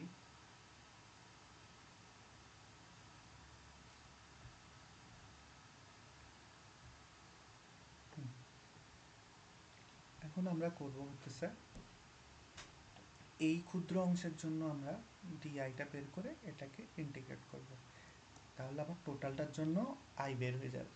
এখন ক্ষুদ্র অংশের জন্য কীভাবে বের করবো, ক্ষুদ্র অংশের লেন্থ জানি ডিএক্স, তো ডিএম এর মান তো জানি না, আমি ডিএম এর মান কীভাবে বের করবো, আমরা ধরে নেব এল লেন্থের পুরোটা টোটাল এল, এল দৈর্ঘ্যের মানে টোটালটার ভর এল দৈর্ঘ্যের ভর ক্যাপিটাল এম, তাহলে একক দৈর্ঘ্যের ভর কত, মানে এক ঐকিক নিয়ম, একক দৈর্ঘ্যের ভর কত, এম বাই এল, এল দৈর্ঘ্যের ভর কত, একক দৈর্ঘ্য মানে এল দিয়ে ভাগ করেছে, তাহলে ডিএক্স দৈর্ঘ্যের ভর কত, কত এম বাই এল ইন্টু ঐকিক নিয়ম জাস্ট ডিএক্স, তাই না? হ্যাঁ, এটাই হচ্ছে আমার ডিএম এর মান। ওকে, তাহলে আমরা ডিএম এর মান পেয়ে গেছি, ডিএক্স এর মান পেয়ে গেছি। এখন আমাদের কি লাগতেছে, এই রোটেশনাল অ্যাক্সিস থেকে ডিস্টেন্স কত, এক্স, এক্সও পেয়ে গেছি। তাহলে আমাদের ডি এর মান কি, জড়তার ভ্রামকের সূত্র কি ছিল, dI equals to rotational axis থেকে ডিস্টেন্সের দূরত্ব ইন্টু কি ভর ছিল, এই যে স্মলটার ভর কত এম। যেহেতু এখন আমরা টোটালটা চিন্তা করব, তাহলে কি করব, ইন্টিগ্রেশন করব,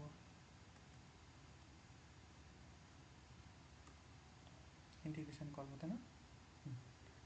ইন্টিগ্রেশন করবো। এখন এই যে ডিএমটা আছে, ডিএমটাকে আমরা এক্স এর রেসপেক্টে এই যে এখানে ডিএম এর মান বের করছি এটা বসাই দেবো, তাহলে এক্স স্কোয়ার ইন্টু ডিএম এর মান কত, এম বাই এল ডিএক্স, তাই না? তাহলে এম বাই এল কি আমরা ইন্টিগ্রেট করতে পারবো? আচ্ছা, এর আগে একটু বলে রাখি, ইন্টিগ্রেশনের একটা ফেমাস সূত্র আমরা যেখানে এটা বারবার ইউজ করবো, এটা কোন একটা এই ফাংশনটাকে আমরা যদি এক্স এর রেসপেক্টে, এক্স এর উপর পাওয়ার যে কোনো কিছু থাকতে পারে, 1 2 3 যে কোনো কিছু থাকতে পারে, যদি আমরা কোনো লিমিট ছাড়া যদি আমরা ইন্টিগ্রেট করি, তাহলে এটা হবে X to the power N plus one divided by N plus one, plus যেহেতু কোনো লিমিট ইউজ করেন তাহলে সি ইউজ করবো। আর যদি লিমিটের যে নির্দিষ্ট লিমিটের মধ্যে করি তাহলে আমাদের সি ইউজ করতে হবে না। ওকে, তাহলে এটা গেল। তাহলে আমরা কোথায় ছিলাম, এম বাই এল, যেহেতু এক্স এর যেহেতু এম বাই এল যেহেতু কনস্ট্যান্ট বাইরে নিয়ে আসলাম, এক্স স্কোয়ার ডিএক্স। এখন একটা নির্দিষ্ট লিমিটের মধ্যে করতে হবে, লিমিটটা কত এখন বুঝি। এখন আমরা কি করতেছি, পুরা দণ্ডটার জন্য বের করতেছি না, তাহলে পুরা দণ্ডটার আমরা যদি লিমিট বের করি, গেছে কোনটা, মানে এই যে অ্যাক্সিসটা গেছে কি মধ্যবিন্দু দিয়ে, তাই না? অ্যাক্সিসটা মধ্যবিন্দু দিয়ে গেছে, তাহলে আমরা লিমিট পুরো লেন্থটার জন্য করব, তাই না? এর দূর বা এর দূর করবো না, বা এর দূর করবো না, পুরো লেন্থটার জন্য করব। তাহলে আমার এখানে কোন পয়েন্ট থেকে কোন পয়েন্ট পর্যন্ত করতে হবে, এখানে আমরা যদি কোঅর্ডিনেটস বা স্থানাঙ্ক দিয়ে চিন্তা করি, কোন পয়েন্ট থেকে কোন পয়েন্ট পর্যন্ত আমার ইন্টিগ্রেট করতে হবে পুরো দণ্ডটা আসার জন্য, পুরো দণ্ডের এল আসার জন্য, অবশ্যই এই যে একদম এন্ড পয়েন্ট, এই এন্ড পয়েন্ট থেকে এই একদম এন্ড পয়েন্ট পর্যন্ত করতে হবে। তো একদম এই এন্ড পয়েন্টের জন্য আমরা কি কোঅর্ডিনেট কি, minus L by two comma zero আর L by two comma zero. এখন আমরা মনে রাখবা, যদি আমরা এক্স অ্যাক্সিস এর এমন যদি করি, এই যে এই এরিয়াটা যদি করি, মানে কি বলবো এটাকে, এতটুকু এরিয়া বা এক্স অ্যাক্সিস থেকে যত নিচে আর কি, সরি এভাবে না করে এভাবে দেখাই, আমরা মনে রাখবা লিমিট ধরলাম এটা 0 থেকে 0, এটা এক্স থেকে 0, এটা হচ্ছে এক্স থেকে ওয়াই। যদি ওয়াই অ্যাক্সিসের রেসপেক্টে করতে তাহলে ওয়াই এর লোয়ার লিমিট, এটা লোয়ার, সরি আর যদি আমরা এক্সের লিমিট ইউজ করি তাহলে এক্সের জন্য এক্সের লোয়ার লিমিট আর এক্সের লোয়ার লিমিট ইউজ করি। তো আমরা হচ্ছে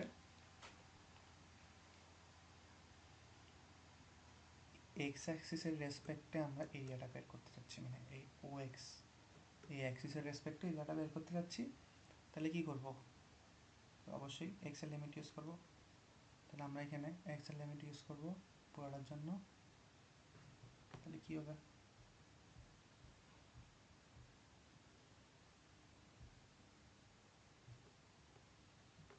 মাইনাস এল বাই টু হবে আর উপরে হবে এল বাই টু, তাই না? আচ্ছা, তাহলে এল বাই এল বাইরে গেল, এক্স কিউব ডিভাইড বাই কত হবে? 2+1 ছিল আর নিচেও 2+1 হবে, তাই না? আর উপরে লিমিট কী ছিল? L by two minus L by two, তাই না? এখন এম বাই এল, থ্রিটা বাইরে নিয়ে আসবো, এল, এরপর কী হবে? যদি আমরা করি এক্স কিউব হবে, উপরে আপার লিমিটেডটা upper limit minus lower limit হয় আর কি বেসিক্যালি। তাহলে আপার লিমিট কি? L by two, L by two এর উপর কি কিউব মাইনাস কি upper limit minus lower limit always minus কি L by two minus L by two cube. তাহলে কী হবে? M by L, M by three L, এরপর হচ্ছে ইন্টু টু ইন্টু এখানে যদি দুইটা যোগ হয়ে যাচ্ছে এই মাইনাস কিউব করলে কিন্তু মাইনাস হবে, two into L cube by two cube কত? 8। তাহলে কত? এল এল কাটা যাবে, এখানে একটা কাটা যাবে, তাহলে এম এল স্কোয়ার বাই 12। তাহলে আমরা এটাই পাইলাম। এটার জন্য মাঝখান দিয়ে গেলে এটা যদি এল হয় বা স্মল এল হয়, এটা যদি এম হয়, এর মান হচ্ছে এম এল স্কোয়ার বাই 12। এটা আমরা পাইছি। ওকে,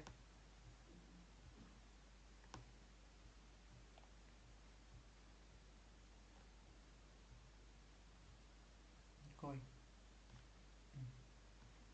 এসে পাইলাম এখানে সেম জিনিস, আমি যা বুঝেছি তাই করছে এখানে, এটাই করলো। আচ্ছা, এটা তো করলে দূর পর্যন্ত বুঝছে। এখন চক্রগতির পাশে তো জিনিসটা বলছিলাম কি, পুরাটা জায়গায় আমরা বিন্দু ভর যদি পুঞ্জীভূত চিন্তা করি তাহলে ওটা যে অ্যাক্সিসের সাপেক্ষে ওটার জন্য, তাহলে আমরা কি হবে? পুরাটা জায়গায় একটা বিন্দু ভরের মানে পুরা বস্তুর এই যে লেন্থ, এটাকে আমরা একটা পয়েন্টে চিন্তা করছি, পয়েন্টের থেকে ডিস্টেন্স ধরলাম যে কে, কেতে আছে, ঠিক আছে, কেতে আছে।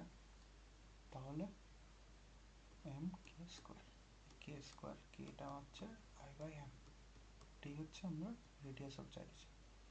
এখন আইটাকে আমরা এম এর রেসপেক্টে যদি লিখি তাহলে আই কি এম এল স্কোয়ার বাই 12, তাই না? তারপর নিচে আছে এম, তাহলে কি হবে? এম এম কাটা যাবে, ঠিক আছে না? এম এম কাটা গেলে কি হবে? উপরে এল থাকবে, এল ডিভাইড বাই √12, √12 মানে কত? এল বাই কত? √6 × 2, সরি 6 × 2 না 4 × 3, তাহলে কি 2√3, তাই না? এটাই হচ্ছে অ্যান্সার।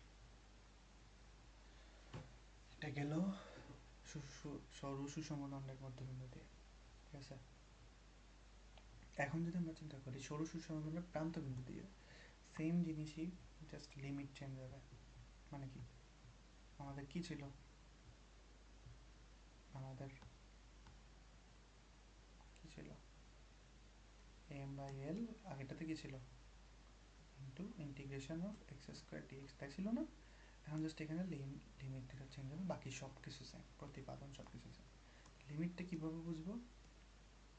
আগেরটাতে আমরা কি কোন দিক দিয়ে গেছিলাম? মাঝখান দিয়ে গেছিল, এখন কোন দিক দিয়ে যাবে? একটা এন্ড পয়েন্ট দিয়ে যাবে। তাহলে এন্ড পয়েন্ট থেকে কি আমার এটা কোঅর্ডিনেট করতে হবে, ওটা যদি লেন্থ এল হয় এতটুকু কত হবে? L, 0, তাই না? তাহলে আমরা এটার পয়েন্ট কত? 0, 0, তাহলে আমরা এটার এক্স কোঅর্ডিনেট কত? 0, এটা কত? এল।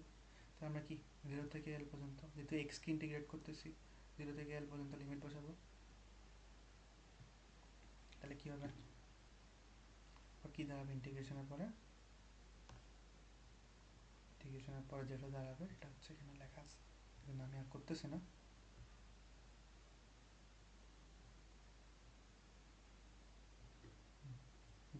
দাঁড়াবে এই ml²/3, এই যে এটা। আর চক্রগতি হিসেবে দাঁড়াবে L/√3, এটা হচ্ছে L/√3, ঠিক আছে, L/√3। আচ্ছা, এখানে আগেরটাতে একটা জিনিস মিস করছিলাম। আমার আগেরটাতে কি ছিল, প্রান্তবিন্দুগামী অক্ষের সাপেক্ষে, সরি প্রান্তবিন্দু না, মধ্যবিন্দুগামী অক্ষের সাপেক্ষে যদি আমরা দৈর্ঘ্যের মানে জড়তা ভ্রামক বের করি, সেমভাবে আমরা যদি আরেকটা, আমরা ছিল কি সুষম দণ্ড ছিল, তাই না, সরু দণ্ড। আর সরু দণ্ডের জায়গায় যদি আমরা পাতলা সুষম আয়তাকার পাত ধরি, এটা একটা পাতলা সুষম, পাতলা মানে ঠিক না, যেদিকে কোনো 3D না 2D, পাতলা সুষম আয়তাকার পাতের মধ্যবিন্দু দিয়ে সেম হবে, আয়ের মানটা সেম হবে, সেমভাবেই বের করতে পারবা। এক বাহুর সমান্তরাল অক্ষের সাপেক্ষে, এখানে হচ্ছে তোমার, এখানে সমান্তরাল অক্ষের সাপেক্ষে বের করতে পারবা, সেম জিনিস। এখন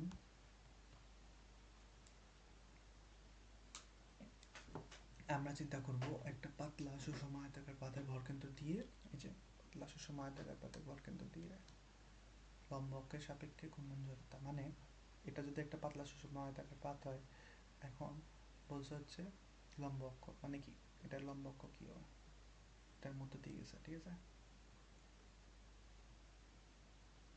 এই যে অ্যাক্সিসটা, এই অ্যাক্সিসটার সাপেক্ষে ঘূর্ণন জড়তা কি হবে, মানে এটার সাপেক্ষে বলা করতেছে, ঠিক আছে, ঘূর্ণন জড়তাটা কি হবে, কি করতেছে ঘূর্ণন জড়তা কি হবে, এর ঘূর্ণন জড়তা আমরা বের করবো এবং চলক পদ্ধতির সাথে বের করবো। তাহলে আমরা এটাকে যদি 3D চিন্তা করি, যেমন আমরা হচ্ছে এদিকে একটা অ্যাক্সিস দিলাম, এদিকে একটা অ্যাক্সিস দিলাম, এই যে এখন এটা তো জেড প্রাইম, এদিকে আমরা করবো কি এক্স ও এক্স প্রাইম আঁকবো, ঠিক আছে, আর এদিকে কি হবে ওয়াই ও ওয়াই প্রাইম। আমাদের বের করতে হবে কি আই জেড প্রাইম, তাই না, এটা বের করতে হবে। এখন আমরা করব কি, আমরা কি জানি, আমরা হইতেছে দুইটা উপপাদ্য পড়ছিলাম, তাই না, দুটো উপপাদ্য পড়ছিলাম,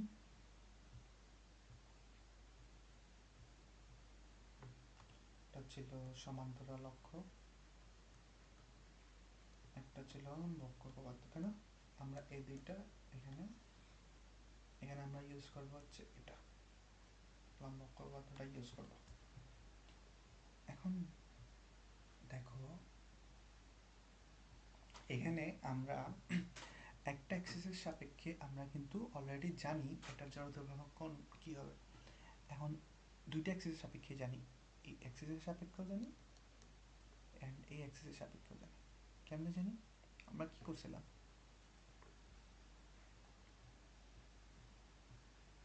আমরা পড়ছিলাম, এটা পড়ছিলাম না, পাতলা সুষম আয়তাকার মধ্যবিন্দু দিয়ে ও পাতের যে কোনো এক বাহু সমান্তরাল মানে মধ্যবিন্দু দিয়ে এবং পাতের যে কোনো এক বাহু সমান্তরাল অক্ষ। তার মানে কি, আমরা যদি আই ওয়াই চিন্তা করি, তাহলে কি এটা কি, এটাকে যদি আমি 2D করে দিই, এমন হবে না জিনিসটা, ওয়াই ওয়াই, তাই না, এমন হবে, এটা যদি আমি 2D করে দিই। এখন এতটুকু লেন্থ হচ্ছে বি, তাই না। এখন আর আমি যদি এক্স অ্যাক্সিসও চিন্তা করি, তাহলে এটা কি, যদি আমি উল্টাই দিই, রোটেট করে দিই, এমনি রোটেট করে দিলে কি হবে, আমার জিনিসটা সোজা যাবে, সোজা জিনিসটা আমি বোঝাচ্ছি। তাহলে এটা কি হবে, এটা হচ্ছে ওয়াই অ্যাক্সিস, এটা হচ্ছে X O X axis, X prime axis, তাই না। তাহলে আমার আই ওয়াই এর মানটা কি হবে এটা বলো, আমরা এটাতে কি করছিলাম, এটাতে করছিলাম এরকম কোনো একটা অ্যাক্সিস, ঠিক আছে না, এটা বললাম এটা ওয়াই, এই যে সেম এটার মতোই এই অ্যাক্সিসটা, এই অ্যাক্সিসের সাপেক্ষে এতটুকু ধরলাম এল,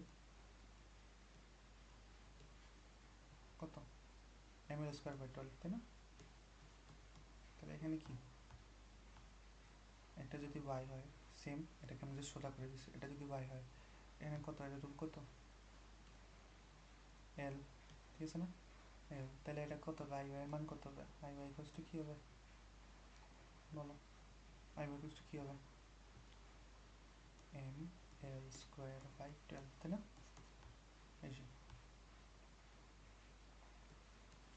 জাস্ট এই জিনিসটাকে সোজা করে দিচ্ছ, চিন্তা করো, সোজা করে তোমার দিকে অ্যান্সার ভাবে আনলে জিনিসটা কি আগেরটার সাথে কম্পেয়ার করছে, এই আয়তাকার পাত এটার সাথে কম্পেয়ার করছে, এই যে জিনিসটার সাথে কম্পেয়ার করছে, জিনিসটার সাথে কম্পেয়ার করে যতটুকু এল ছিল, তাহলে এটা কত?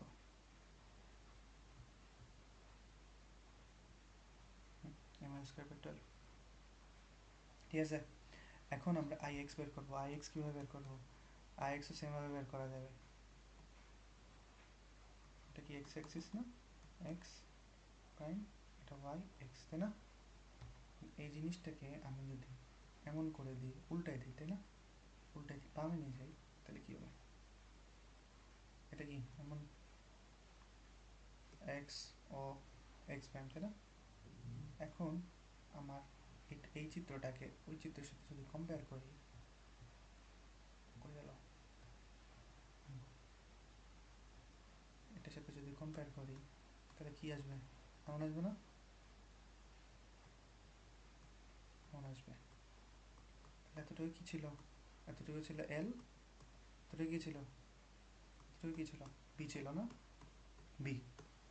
তাহলে এই অ্যাক্সিসের সাপেক্ষে কী হবে আমার ঘূর্ণন জড়তা কী হবে? আই এক্স কত হবে? এম বি স্কোয়ার বাই 12, তাই না? তাহলে আমরা কি পড়ছিলাম লম্ব পদ্ধতিতে? আমরা লম্ব পদ্ধতি পড়ছিলাম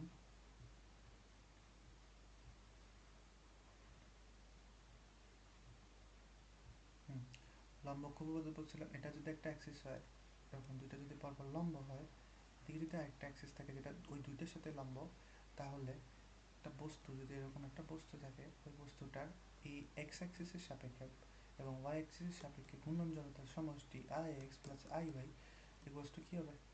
জেড অ্যাক্সিসের সাপেক্ষে ঘূর্ণন জড়তার সমান হবে। তাই বুঝছিলাম? ওকে, তাহলে এটা আমি এখানে ইউজ করি। আমরা করি, হ্যাঁ হ্যাঁ, এটার জন্য আমরা আই এক্স আর আই ওয়াই পেলাম না?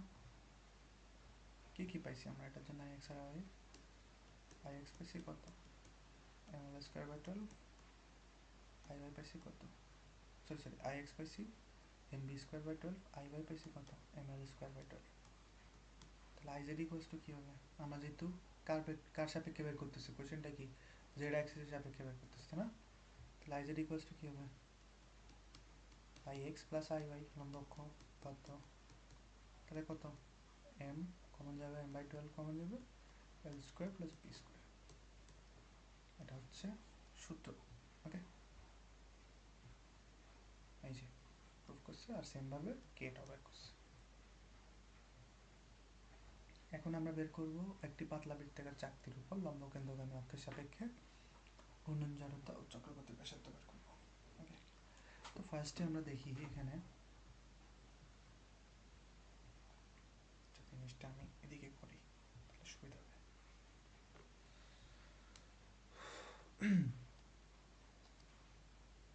আমি যদি এমন একটা জিনিস করি, ওকে, অ্যান্ড হচ্ছে বললাম বৃত্তাকার চাকতি আছে।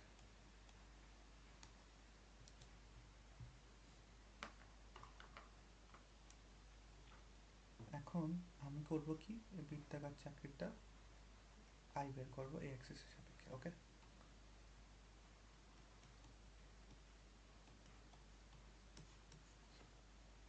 এখন আমরা আগে কি করতাম, একটা যখন লেন্থ বা এরকম দণ্ড থাকতো ওটার ক্ষুদ্র একটা অংশ চিন্তা করতাম, তাই না?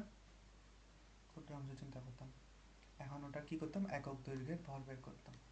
যেহেতু এখন আমরা সার্কুলার ডিস্ক আছে, এটা কিন্তু পাতলা এবং সুষম। পাতলা মানে কি, এটা থিকনেস 0। যেহেতু আমরা একটা বৃত্তাকার পাত আনছি, এখন আমরা একক দৈর্ঘ্যের ভর বের না করে একক ক্ষেত্রফলের ভর বের করবো। তাহলে আমরা চিন্তা করি, এটা টোটাল ভর যদি বলি এম, ক্ষেত্রফল কত, বৃত্তের ক্ষেত্রফল কত, পাই আর স্কোয়ার, ধরলাম এটা রেডিয়াস হচ্ছে কত, রেডিয়াস হচ্ছে আর, তাই না? পাই আর স্কোয়ার। তাহলে আমরা কি বলবো, পাই আর স্কোয়ার এর ভর এম, একক অংশের ভর কত, M by pi R square, তাই না? এই একক অংশের ভরটাকে আমরা কি ডিএম বলতেছি। এখন গেল একক অংশের ভর। এখন কি আমরা কি করতাম, পুরোটার জন্য জড়তা নামক বের করি। পুরোটার জন্য যদি বের করতাম আমরা কি করতাম, অবশ্যই ছোট একটা অংশ ধরে নিতাম। আগেরটাতে কি করছিলাম, ছোট একটা দৈর্ঘ্য ধরে নিয়েছিলাম। যেহেতু এখন বৃত্ত, ছোট একটা বলয় ধরে নেব, এটাকে কেন্দ্র করে সমকেন্দ্রিক। আমারটা ভুল হতে পারে, বাট বুঝে নিও আর কি। বলয় ধরে নেব,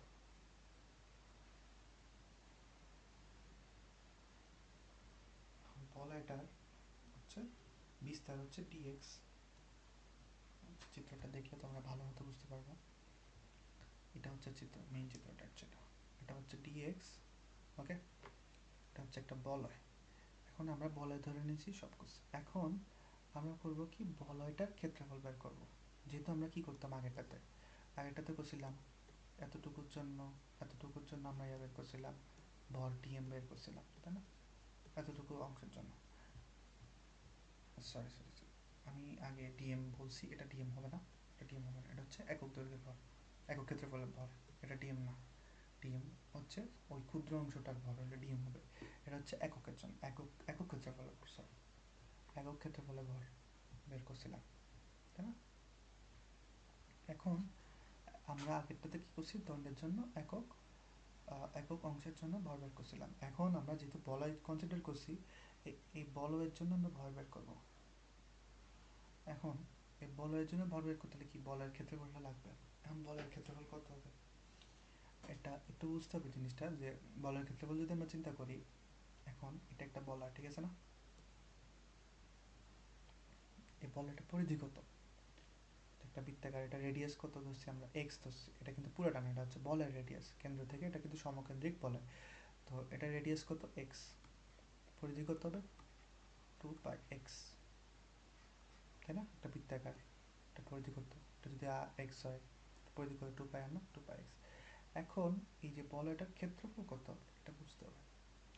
এই যে বলয়, এই যে জিনিসটাকে, এই যে বলয়টাকে, এটাকে যদি আমি খুলি, মানে ভেঙে ফেলি, ধরলাম এদিক থেকে ভেঙে ফেললাম, কেটে ফেললাম, ধরো একটা রশিটাকে আমি এদিকে কেটে ফেললাম কাঁচি দিয়ে, ধরো এটা একটা রশি, এটা একটা কাঁচি, এদিকে কাটে ফেললাম, কেটে এখন এটাকে সোজা করে দিলাম, ঠিক আছে? কোনো কিছু বাদ দিই নেই বা কিছু করেন, জাস্ট এই বাইক থেকে কেটে কোনো অংশ ফেলি নেই। তাহলে এতটুকু লেন্থ কত হবে আমার, দৈর্ঘ্য কত হবে, কে বলতে পারবে? দৈর্ঘ্য কত হবে? অবশ্যই ওর পরিধি কত ছিল, আগে কত ছিল, 2πr ছিল।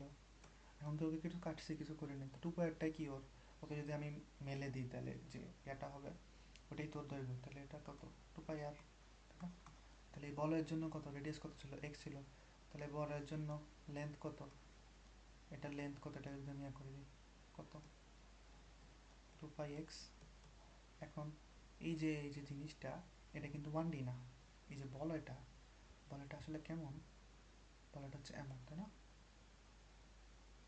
সরি, এমন। এই যে পোর্শনটা, এটা কি ডিএক্স না, ডিএক্স।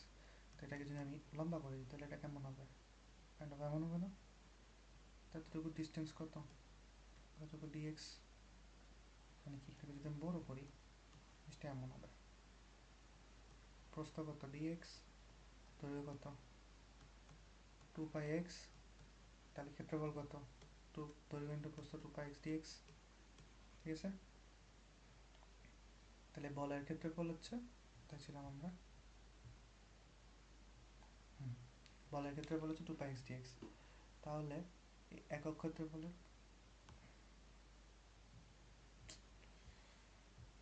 সরি, একক ক্ষেত্রফলের জন্য ভর এত, তাহলে 2πx ডিএক্স এর জন্য ভর কত, M by pi R square into 2πx dX, তাই না? এত পর্যন্ত দেখো এখানে কি বলছে, হ্যাঁ, এত পর্যন্ত করলাম আমরা, ঠিক আছে? ওকে, এটার মান কি, এটাই হচ্ছে ডিএম।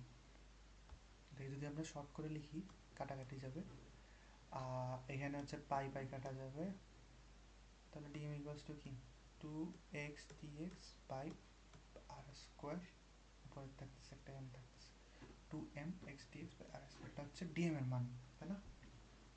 এখন সব হয়ে গেল। এখন হচ্ছে আমরা কি করছিলাম, এতটুকুর জন্য আমরা ডিএম পেয়ে গেছি। এরপর হচ্ছে ডিস্টেন্স জানি, এতটুকু ডিস্টেন্স কত, কতটুকু দূরত্বে আছে, এক্স দূরত্বে আছে, তাই না? এক্স দূরত্বে আছে। তাহলে আমার ডিআই কত হবে, সেম জিনিস, dM into X, dM into X square, তাই না? হ্যাঁ, এখন ডিএম এর মান কত ছিল, two M X dX by R square, two M X dX by R square into X square. তাহলে টু এম বাই আর স্কোয়ারকে আমরা এই সাইডে নেব, তাহলে কি এক্স কিউব ডিএক্স, তাই না? এটা যেহেতু ভ্যারিয়েবল, এটাই সাইডে ডিআই এর মান এটা। এখন আমরা কি, আমরা করছি কি, এতটুকু পোর্শনের জন্য ডিআই বের করছি, তাই না? তারপর কি করবো, পুরোটার জন্য বের করবো, তাহলে কি করবো, ইন্টিগ্রেট করবো, ইন্টিগ্রেট করবো। তাহলে এটা ইন্টিগ্রেট করলে কি I two M by R square into X to the power four divide by four, কেমন হবে? এখন আমাদের লিমিটটা বের করতে হবে। লিমিটটা কী হবে, লিমিট দিয়েছি এখানে, লিমিট হবে আমরা যে কোনো একটা সাইড চিন্তা করব, ওই সাইডের যেমন, ঠিক আছে, তো যদি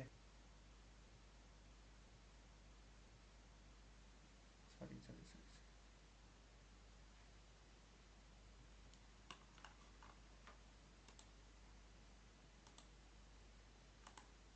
সরি, এটা যদি আমার অ্যাক্সিস হয়, ঠিক আছে, হ্যাঁ, এটা যদি অ্যাক্সিস হয়, তাহলে যে কোনো একটা সাইডে আমি যদি ডিস্টেন্স চিন্তা করি, এটার স্থানাঙ্ক কত, 0,0, এটার কত r,0, তাই না? তাহলে আমরা যে কোনো একটা সাইডে একটা অ্যাক্সিসের লোয়ার লিমিট, এক্সের যেহেতু আমরা এক্সের রেসপেক্টে ইয়া করতেছি, ইন্টিগ্রেট করতেছি, লোয়ার লিমিট হবে 0, আপার লিমিট হবে r। তাহলে আমরা 0 থেকে r পর্যন্ত ইন্টিগ্রেট করবো, যে কোনো একটা সাইডে আমরা ইন্টিগ্রেট করতেছি। 0 থেকে r পর্যন্ত ইন্টিগ্রেট যদি করি, এতটুকু পোর্শন ডিআই পুরোটার জন্য আমার ইন্টিগ্রেট করা হয়ে যাবে, ঠিক আছে? তাহলে আমরা lower limit 0, upper limit r, তাহলে কত, two M by R square into কি, sorry, r to the power four by four, আচ্ছা, এখানে 0 মানে 0 আর কি, 0 তো লিখতে হচ্ছে না। তাহলে কী হবে, two M divide by R square into R to the power four divide by four. তাহলে এখানে কি, নিচে 2 থাকতেছে, নিচে স্কোয়ার থাকতেছে, তাহলে কি হয়, হাফ ইন্টু এম ইন্টু আর স্কোয়ার। এটাই হচ্ছে আমার অ্যান্সার। এটাই ঠিক আছে নাকি? কই,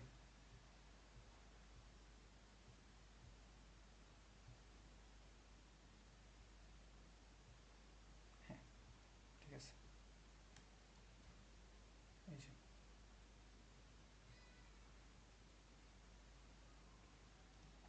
এটা সেমভাবে আমরা চক্রবর্তী প্যাচ যদি বের করতে পারো, আই সমান এন কে স্কোয়ার, সেমভাবে বের করতে পারবো, এটা দেখালাম না।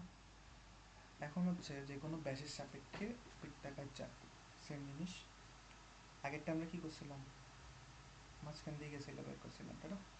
এখন আমরা বলছি যে কোনো ব্যাসের সাপেক্ষে, ব্যাস কি, একটা বৃত্তের ব্যাস কতভাবে করা যায়, এভাবে ব্যাস হয়, এভাবে ব্যাস হয়, এভাবে ব্যাস হয়।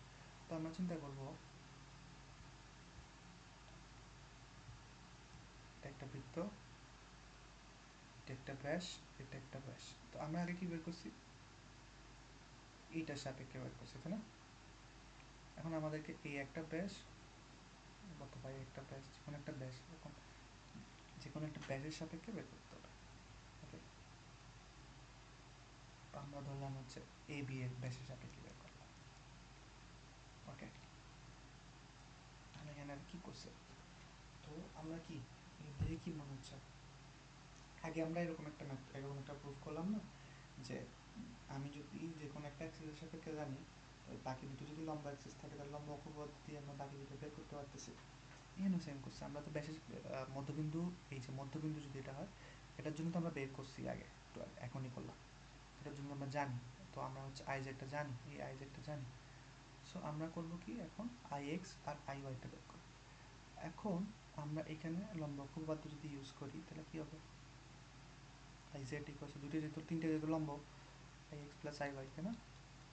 এখন এখানে এই জিনিসটাই হচ্ছে পুরোটা ইম্পর্টেন্ট, যে এক্স ও এক্স প্রাইম ও ওয়াই ওয়াই প্রাইম উভয়ই চাকতির ব্যাস বলে এদের সাপেক্ষে ঘূর্ণন জড়তা সমান।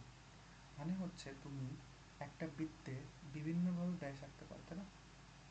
এটাও একটা ব্যাস, এটাও একটা ব্যাস, অনেকভাবে বৃত্ত আঁকার ব্যাস আঁকা, এটাও একটা ব্যাস, তাই না? মনে রাখবা, যে কোনো ব্যাসের সাপেক্ষে তুমি যদি ঘূর্ণন জড়তা বের করো, সবগুলাই সেম হবে, এখানে তাই বলছে, যেহেতু সবগুলো ব্যাস। সো আই ওয়াই সমান আই এক্স, তাই না? সমান আমি কি ধরি, আই ধরতে পারলাম, আই ধরলাম, I Z equals to two I, তাহলে আই ইকুয়ালস টু কত, I Z by two, I Z by two, I Z কত ছিল, হাফ এম আর স্কোয়ার ছিল, তাহলে আই জেড বাই টু কত হবে, half M R by two, M R square by four, easy জিনিস, same জিনিস। এটা এখন দেখো, এটাও আমরা, সরি, হ্যাঁ, এটা আমরা এখন বের করব বৃত্তাকার চাকতির উপর লম্ব স্পর্শক, এটা একটা চাকতি, এই যে এটা একটা স্পর্শক, ঠিক আছে? এইটার সাপেক্ষে ঘূর্ণন জড়তা বের করবো। এখন দেখো এখানে কোন অ্যাক্সিস দিয়ে লাগতে পারে, লম্ব অ্যাক্সিস লাগবে না, এখানে লাগবে সমান্তরাল অক্ষপথ। আমরা কোনটা জানি, মধ্যবিন্দু, আমি লম্ব অক্ষ সাপেক্ষে এটা জানি। এখন যা সেটার থেকে আর ডিস্টেন্স দূরে একটা স্পর্শক, তাহলে কি হবে, I A B equals to কি হবে, পড়ছিলাম, আই জেড প্লাস কত, পুরো ভর কত বস্তু, M R square, I Z জানি কত, হাফ আর এম আর স্কোয়ার, প্লাস এটা কত, এম এর কত, আর স্কোয়ার, তাই না? যোগ করলে যা হয় তাই হবে, এটা গেল, সরি। এরপর এটা হচ্ছে লাস্ট মিনিট, এটা হচ্ছে একটু ইম্পর্টেন্ট।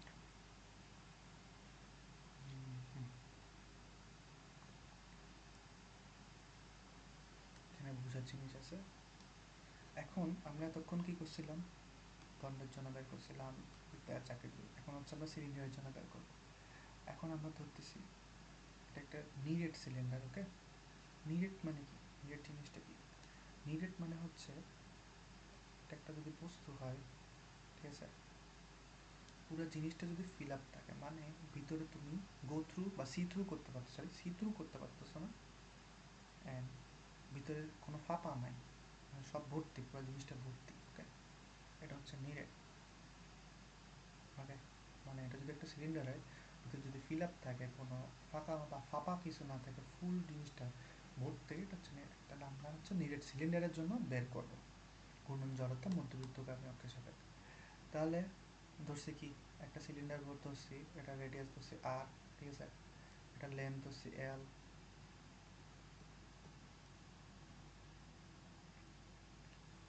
বা এটার জন্য বের করবো। তো হচ্ছে আমরা জেড জেড প্রাইম অক্ষের সাপেক্ষে ঘূর্ণন জড়তা বের করবো। আমরা এর আগে কি করছিলাম, যখন সরু, সরি, সরু দণ্ড বের করছিলাম, ওর জন্য একক দৈর্ঘ্যের ভর বা এতটুকু অংশের জন্য ডিএক্স এর জন্য ডিএম বের করছিলাম। এরপর যখন বৃত্তাকার চাকতিতে গেছি, তখন কি করছি, বৃত্তাকার চাকতিতে যখন গেছি তখন একক ক্ষেত্রফলের জন্য বের করছি, তাই না? একক ক্ষেত্রফলের জন্য ডিএম বের করছি। তো এখন আমরা যেহেতু একটা 3D বস্তুতে গেছি, যেটার মানে ক্ষেত্রফল আছে বা ভলিউমও আছে, তাহলে আমরা একক ভলিউমের জন্য বের করব, একক আয়তনের জন্য বের করব কি, ডিএম বের করব। কিন্তু মেইন কাজ কি থাকে একটা ঘূর্ণন জড়তা বের করতে বললে, স্মল পোর্শনের জন্য ডিএম বের করে দেন আর স্কোয়ার ডিএম করে ইন্টিগ্রেট করা। এখন আমরা যদি স্মল পোর্শনের জন্য ডিএমটা বের করতে পারি, তাহলে আমাদের ম্যাথ অলমোস্ট কমপ্লিট। তাহলে আমাদের কি করতে হবে, আগে পুরো জিনিসটার জন্য আয়তন বের করতে হবে। তো আমরা ধরে নিলাম পুরো জিনিসটা ভর কত, এম, ধরে নিলাম ঘনত্ব হচ্ছে রো। এখন আমরা কি জানি, rho equals to M by V, ঘনত্ব সমান ভর বাই আয়তন। তাহলে কী হবে, রোর মান কী হবে, এম বাই আয়তন কত, সিলিন্ডারের আয়তনের সূত্র কি, V equals to pi R square L, মানে পাই আর স্কোয়ার এতটুকুর জন্য আর মনে রাখবো হচ্ছে এতটুকু আয়তন আর এতটুকুর জন্য হচ্ছে এল, তার গুণ ক্ষেত্রফল ইন্টু দৈর্ঘ্য আর কি, তো পাই আর স্কোয়ার এল। তাহলে রো এর মান কি, এম বাই কত, পাই আর স্কোয়ার এল, তাই না? এখন গেল রো গেল। তাহলে একক আয়তনের জন্য আমরা ভর বের করছি, একক আয়তনের ভর। তাহলে এখন টিএম যদি বের করতে হয়, তাহলে একটা স্মল পোর্শন নিয়ে ওই স্মল পোর্শনের জন্য আমরা ভর কত ওটা আমার গুণ করতে হবে। তাহলে স্মল পোর্শন মানে কি, এখন আমরা আগে স্মল পোর্শন নিয়েছিলাম বৃত্তাকার চাকরির জন্য একটা বলয় নিয়েছিলাম, তাই না? একটা দৈর্ঘ্য, দণ্ডের জন্য একটা দৈর্ঘ্য নিয়েছিলাম। এখন সিলিন্ডারের জন্য আমরা কি নিব, সেম কাইন্ড অফ বলয় নিব, বাট 3D বলয়। 3D বলয় মানে কি, আমরা ধরে নিব এই যে এর একটা, এই যে এই জিনিসটা, এটা হচ্ছে ফাঁপা। ফাঁপা মানে ফাঁপা আমরা ধরে নিব। ফাঁপা মানে কি, এতটুকু ডিএক্স হচ্ছে আমার এটার থিকনেস, এটা হচ্ছে থিকনেস এই জিনিসটা, ডিএক্স থিকনেস। বাট আমরা ধরে নেব এই যে এই অংশটা, এটাতে কিছু নাই, আমরা ফাঁপা ধরে নেব। ওকে, আমি ধরে নেব এটা এক্স ডিস্টেন্সে আছে, এক্স ডিস্টেন্সে আছে। তাহলে আমরা এতটুকু পোর্শনের জন্য আয়তন যদি বের করি, এটাকে আমরা আলাদা লিখলাম, এতটুকু এক্স, এতটুকু কত এল, তাই না? তাহলে কত হবে, পাই, এটার কত, এটার ভলিউম কী হবে, এটার এরিয়া কত হবে, এরিয়া কত হবে, সেম আগের নিয়মে 2 পাই এক্স, এতটুকু কত ডিএক্স ইন্টু কত এল, ভলিউম, এটা হচ্ছে ভলিউম, এতটুকু অংশের ভলিউম, ঠিক আছে না?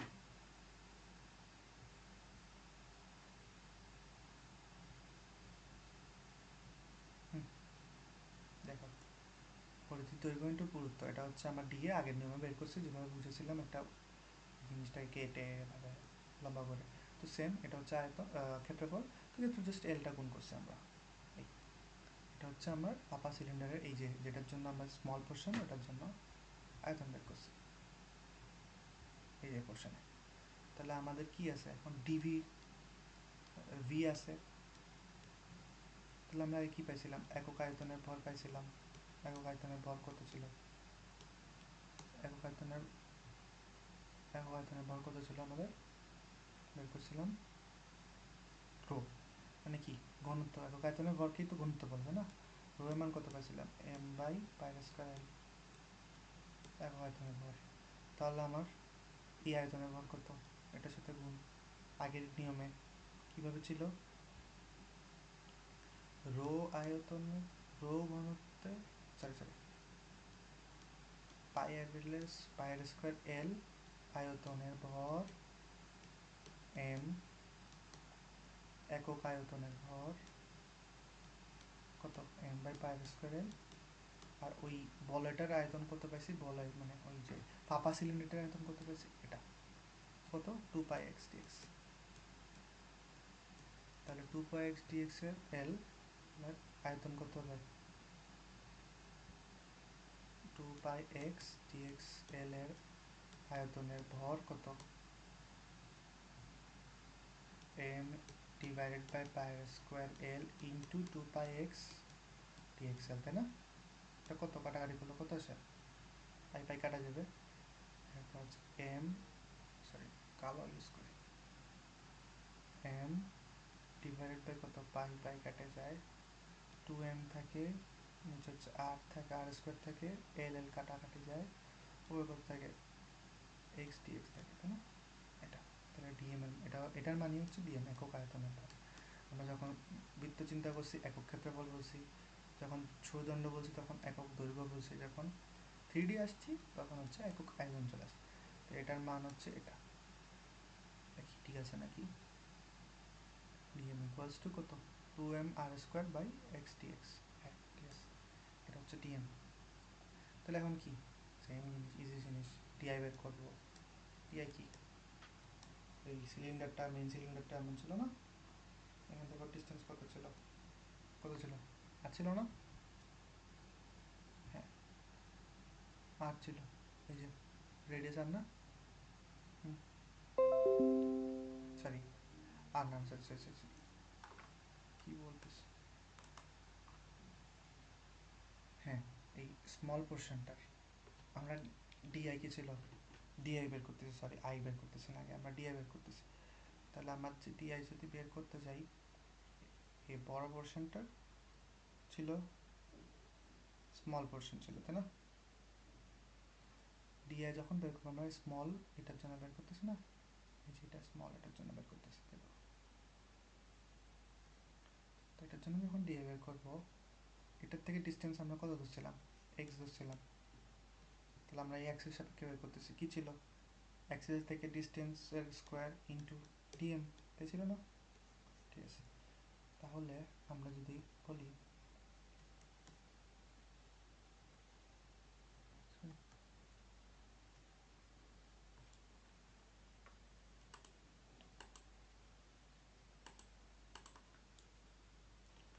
ডিআই ছিল কি এক্স স্কোয়ার ডিএম। এখন আমি ডিআইটাকে ইন্টিগ্রেট করবো কি, জিরো থেকে আর পর্যন্ত সেমভাবে, এই যে এখানে আমরা করছি ইন্টিগ্রেশন, আর দেখাবো না, এই যে এখানে ডিএম এর মানটা বসেছে,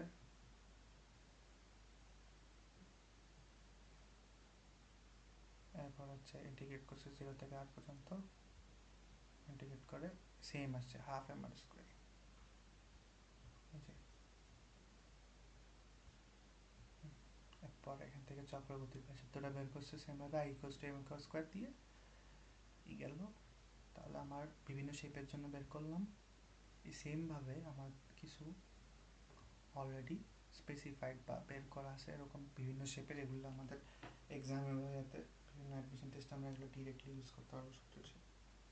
যেমন কেন্দ্রগামী অক্ষের সাপেক্ষে বলা হয় আই এম আর স্কোয়ার হবে, হাফটা থাকবে না।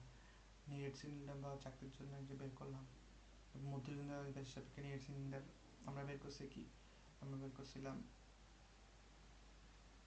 এটার সাপেক্ষে, আমাদেরকে বলতেছে এটার সাপেক্ষে বের করতে, তো আমরা মেবি আমরা লম্বক্ষ দিয়ে বের করতে পারবো বাকিটা, এই যে দেখে বোঝাচ্ছি লম্বক্ষ। এরপর মধ্যবিন্দুভাবে এটা বের করছি, এটাও বের করছি, এটা আমরা করে নিই গোলক, গোলক করে নিই, বাট গোলক লাগে, এই যে। আচ্ছা, আজকের জন্য আজকে এটা ডিসকাস করলাম, নেক্সট দিন আমরা টর্ক অ্যান্ড বাকি জিনিসগুলো ডিসকাস করার ট্রাই করবো। ওকে, আর আমি এখানে রেফারেন্স হিসেবে ইউজ করছি অকরবর্তীর যে ফিজিক্স বইটা আছে ওটা। ওকে, ওকে, থ্যাংক ইউ, আসসালামু আলাইকুম।